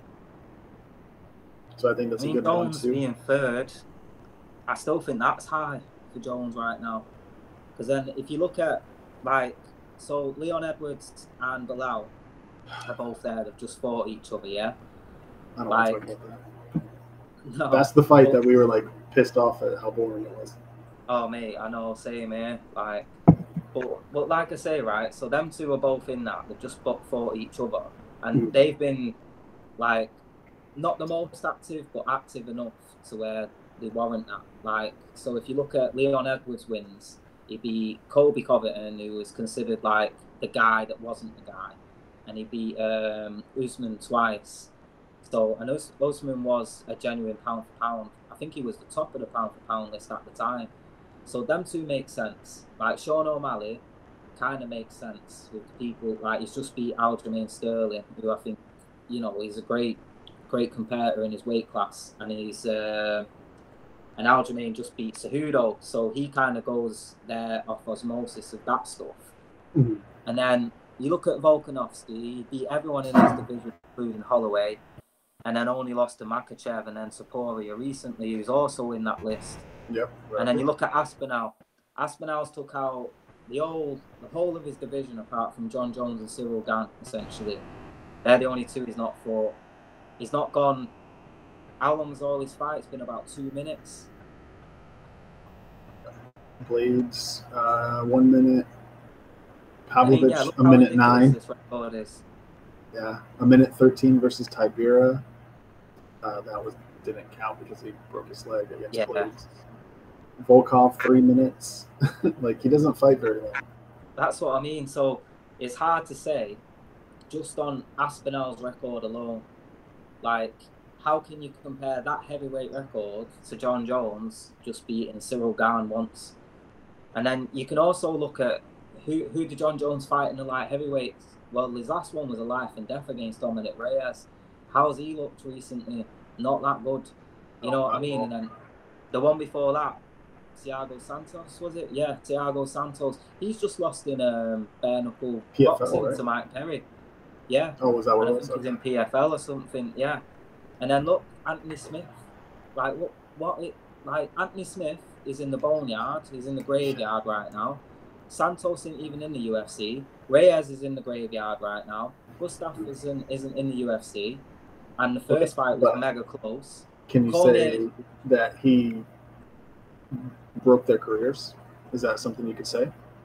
Yeah, I think you could say that, yeah. Especially with Cormier. Well, not really, because Cormier went on to be heavyweight champ. Like, I think Gustafsson and Cormier were great wins, but they were long time ago. Yeah, like even Glover, look, he's even got Teixeira. Like, well, Teixeira eventually became the champ.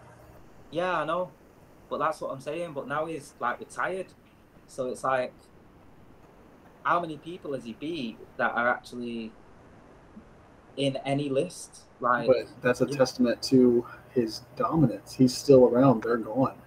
He's beat these people. They're not here anymore. Yeah, but like I say, so Dominic Reyes, the ones that are still here, yeah, you could say he maybe broke him, but does it, even at the time of beating Reyes, does that equal a pound for pound great? Because Reyes did look good at the time, but I don't think that puts you as a pound for pound great. Right. was it Reyes or Santos that came up from middleweight and kind of? Well, it was Santos. Reyes, right? Oh, it was Santos. Nah, yeah. And even wasn't Anthony Smith was a middleweight at one point? Yeah, that's another thing. A lot of people that he's fought were like undersized for the division as well. Like Chael Sonnen, Vitor obviously was a middleweight. He was a middleweight. Rashad fought at middleweight. Machida fought at middleweight. And Jackson, like that was a good win. Rampage Jackson at the time, I think, was a great win. I forgot. God, he fought Rua as well.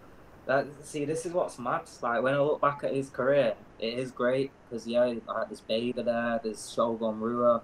Like, it's not like he hasn't fought greats, but is it almost like a timing thing as well? It's been so long since he's fought those guys too. But that's it. So that's my thing with the pound for pound list. Is like, yeah, you can put him in your GOAT list all you want because that's really subjective. But I think pound for pound is less subjective. I think there is a bit more like statistics that you can point to for that because it's a current ongoing thing, isn't it? Whereas a GOAT list is just kind of who's your favourite, who do you prefer kind of thing. You know what I mean? Yeah, for sure. I think pound for pound is like every single fight. There's going to be movement. Whereas GOAT, that's you got to look at that years at a time.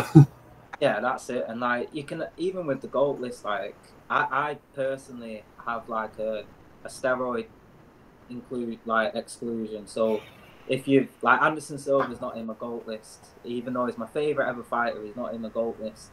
Like same with John Jones. Yeah, because if you get popped, I think you're not allowed in my list anymore. Like it's why Tyson Fury, I don't put him in great lists as well because his whole time off with his mental health stuff coincided with a 2-year ban.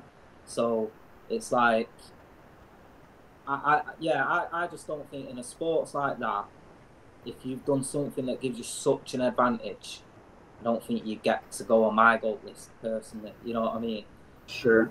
I just think, I guess I look at it a little bit differently. I feel like pre-2010, everybody was on steroids.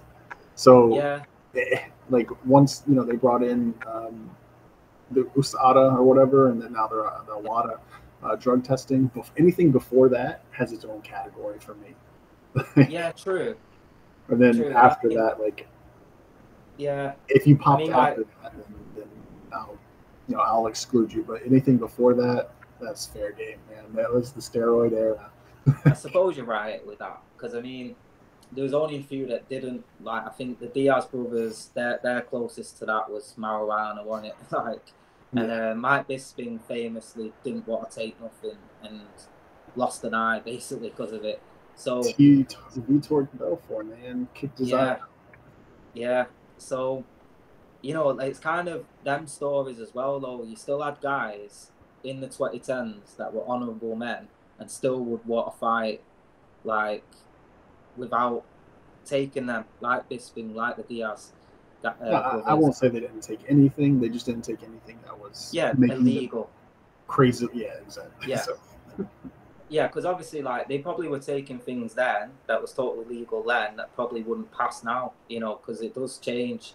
So I'm not trying to say like they weren't taking any supplement at all, like, obviously, but basically what I'm trying to say is even in the 2010 era, there was a lot of guys that still wanted to fight to the rule set and not try and like gain that advantage. Like Bisping is the best example, I think, for that.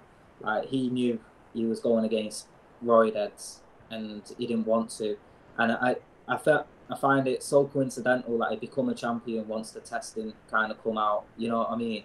Right. Yeah. Once everybody shrunk. Yeah. I'm not trying to say Bisping was a great or anything like that, but I think it was very telling once the playing field got evened out that he become a champion all of a sudden. I think when you're talking about Bisping, just because he's been around for so long, but like I feel like his technique was like he had some of the most fundamental techniques. Yeah. He wasn't maybe the most athletic guy. He wasn't maybe the most strong, but his technique was phenomenal. He was a great Thai fighter, boxer in the clinch. Like he had really good technique. And I think that once we kind of tried to get all the steroids out, you could see, he's good. Yeah, that's the one thing, like, Bisping don't get much credit for, which I'm glad you said it, not me that said it, is like, when I watched him on Tough, I didn't like his personality, but I loved his fighting style. And because I could see that he'd come from, like, the English Muay Thai kind of scene. And it was so apparent. And me and my cousin, we used to watch Tough, like, I was living in Spain at the time. And we used to always say, he's the one that does BJJ now, but we used to always say, as soon as some Thai boxers get into UFC, it's over. Like, and I mean that with kickboxers as well. And like, you could kind of see that with Alex Pereira and Izzy, like, and then Bisping back in the day as well. Like, I do think like that old Muay Thai and kickboxing style, it's almost a game changer. Like, it makes you not want to wrestle. You know what I mean? Yeah, no, for sure. And I think on the opposite side of that, when you have those like world-class wrestlers, it prevents the kickboxers from like, I don't know. I feel like there's an ebb and a flow. Like, there was a time when wrestlers were like really dominant. There was a time when BJJ was really dominant. Right now, it's the kickboxers' time. And I think as the sport evolves, I think you'll just keep seeing those flows. That's my opinion. I think that. But I think we're not going to see much of an ebb and flow between the styles anymore. I just think we're going to see more rounded people like Islam. If you compare Islam Makhachev to Khabib, like their styles, Islam looks like he's come from a kickboxing background with how he strikes sometimes. He's a much better striker than Islam, than Khabib ever was. That's it. But then there's that whole argument of, because I always say I prefer watching Islam, but I still think Khabib will maul him. You know what I mean? If they ever fought, like, because of that, the heavy pressure that Khabib had. But that's my theory. Is I've always, like, the one argument I hate is, like, people who say it about Izzy and say it about Alex now is, you don't want to fight Ankalaev because Ankalaev just has to grab him.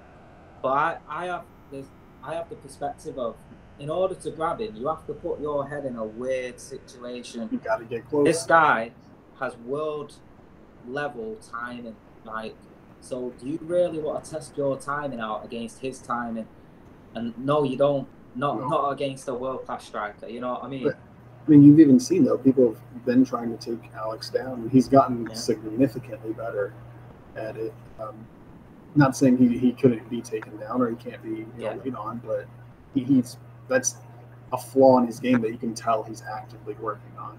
Yeah, and it's talented, and then there's like just how fundamental he is. Like, I have no doubt he'll be phenomenal at that if he put his mind to it. Like, the thing with Pereira, just imagine if he actually crossed over after his Izzy fight in kickboxing. Like, so 5 years ago. Well, that's mad. So imagine if, when he beat Izzy in kickboxing, imagine if he just decided then, right, I'm going to go to UFC. Imagine how good he would be now if he had that same amount of time that Izzy has had. You know what I mean? Yep. And that's the thing. He's only had, 10 UFC or 10 MMA fights. Yeah. Total. I think he lost one or two as well. Like, I think he lost his first one or second one, something like that. Yeah. So you can see he's getting better. Yeah, he's another one who's like an enigma as well, in a way. Like, because everyone has written him off his all the way up until where he is now. Like, every fight, it's like, oh yeah, this guy will. Like, people thought Sean Strickland would put him in a clinch and play with him, and I was thinking, nah, that's not going to work. Like, you don't want to get that close. You know what I mean? Yeah, it's just. Credit to Sean Strickland, man, though. He got knocked out, and then next week he went to Alex Pereira's gym and started training with him. Yeah, that's why, you know what, I'm not the biggest fan of Strickland all round, but as a fighter and a competitor, I do love his spirit. Like, I think it's great that he can literally get beat by a guy and then go, you know what, I want to train with you. I want to learn from you. Like, I think that is a great thingy that he has about himself. Yeah, he has this weird macho thing, but he's also like a humble and can accept. Yeah. Maybe I'm not the greatest, and I can learn more. So. Yeah, that's it. Like, that is the weird thing with Sean Strickland. Like, he's not as confident as he always makes out. Like, I always feel like I can see through what he's saying a lot of the time with Sean Strickland. Like, a lot of the stuff he says is just to kind of put out this image of himself, rather than that's what he actually believes or thinks, because he contradicts himself so much with stuff like that. And it's just so entertaining, to be honest, as well. Like, some of the stuff he says, I'm just like, that is crazy. Like, why would you think to say that on Joe Rogan or whatever? You know what I mean? Yeah, no, it's like the old shock jock, just saying things to be controversial, but also like he is legitimately crazy. So you don't actually know what he believes or not. Oh yeah, like I can relate to some of the stuff he talks about with his dad. Like, I don't want to get deep into it, but if you look at what he talks about his dad, I grew up in a similar kind of environment with mine. So I do get, like, I understand that whole thing of wanting to be the man, because like you've had to beat up the guy that raised you, like, at one point in your life before, So I understand a lot of where he comes from. Mm-hmm. It's just I don't think he's, what's the word? I just don't think he's fully processed everything yet. Like, I think he's hid from it a lot through training, and he's not been able to actually process it. You know what I mean? Physically, yes, but not mentally. Yeah, that's it. Yeah, and like, I do worry for him, because the older he gets, the harder it will be to process that kind of stuff. And I hope he does, like, have some time out or something before the end of his career, so he can see. Because I want to see what Sean Strickland looks like with a calm mind. You know what I mean? I don't know. That would be weird. Yeah. But I think for a fighter, like, because his style is such a great style, that Philly shell style. Mm-hmm. But I think having such chaos in his mind kind of messes that up a bit for him. Like, whereas if he had a more calmer mind, like, I think he'd be pretty much unstoppable at his weight class. Like, I think the way how he walked down Izzy, he walked down a lot more people that way. It's just that I don't think he always believes that he can do that to everyone. Whereas with Izzy, he fully believed that he could do that to Izzy. You know what I mean? Mm-hmm. Yeah, I do think that was a different Sean in there, and I feel like that fight was, for me, that was awesome, because I'm not a big Izzy fan, and I think Sean, proved to the world that you don't have to be, the perfect human being to be a champion. You know what I mean? I mean, Izzy's not anyway. Izzy's not a perfect person as well. Like, but yeah, like, what was good was seeing Sean win. Was like, he is such a. I think everywhere in the world he represents working class. Like, he really does represent that. Like, the damage that like a lot of us that grew up in and stuff like that, and the environments that we have to, like, swim around in when we're working class. I don't even want to call it working class. I think there's a level below that. You know what I mean? Like, in England, I'd call it benefits class. Like, people that are reliant on benefits and stuff. You know what I mean? Sure. I don't know if that's the same out there, but yeah, I think it's something like welfare class or something. Yeah, it's the same. Yeah. Yeah, I've actually heard that term, welfare. Yeah, welfare check. So yeah, I think it's the same thing, and like, Sean really represents that really well, and even the fact that he's so bipolar is a perfect representation of it. You know what I mean? And it was nice. Even though this is my favorite fighter, it was nice to see Sean as a champ, because it was like you're saying, it kind of went to show that it doesn't matter where you come from, what you come from. If you set your mind to it and you know what you're going to do and stick to it, then you can do it. And for me, that was very similar to Leon when he won. Yeah. From where he came from and to being world champion. And it doesn't matter where you start, it's how you finish. And I feel like that when he won, it was just like, it was so inspiring, and he, talking about his mom raising him by herself, and it was just like the whole thing. And there was a lot of similarities as far as that. Yeah, do you know what I forgot? And about? even Aspinall, I'm sorry to cut you off, but whenever he was like, I'm just a working class guy, you know, like I'm nobody special, but I'm world champion. He said that after he beat Curtis Blaydes. So that's it. I mean, like with Leon, like Leon does come from a proper bad background and area, like and yeah, like I don't know, Americans might not think like gun culture is out here, but it is. Like his dad got shot, you know what I mean?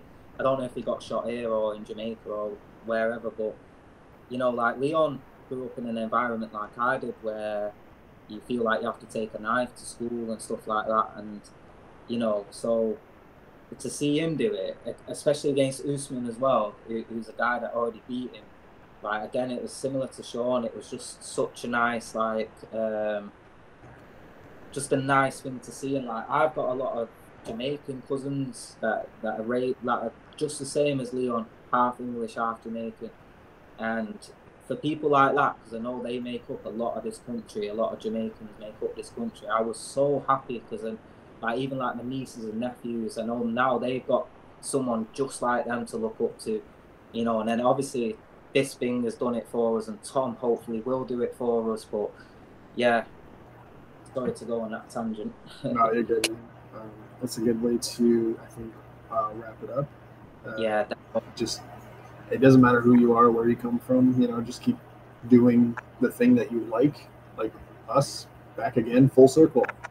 Yeah, that's it. Yeah, I think that's the perfect title for this is just full circle. We're back again and rebirth. You know.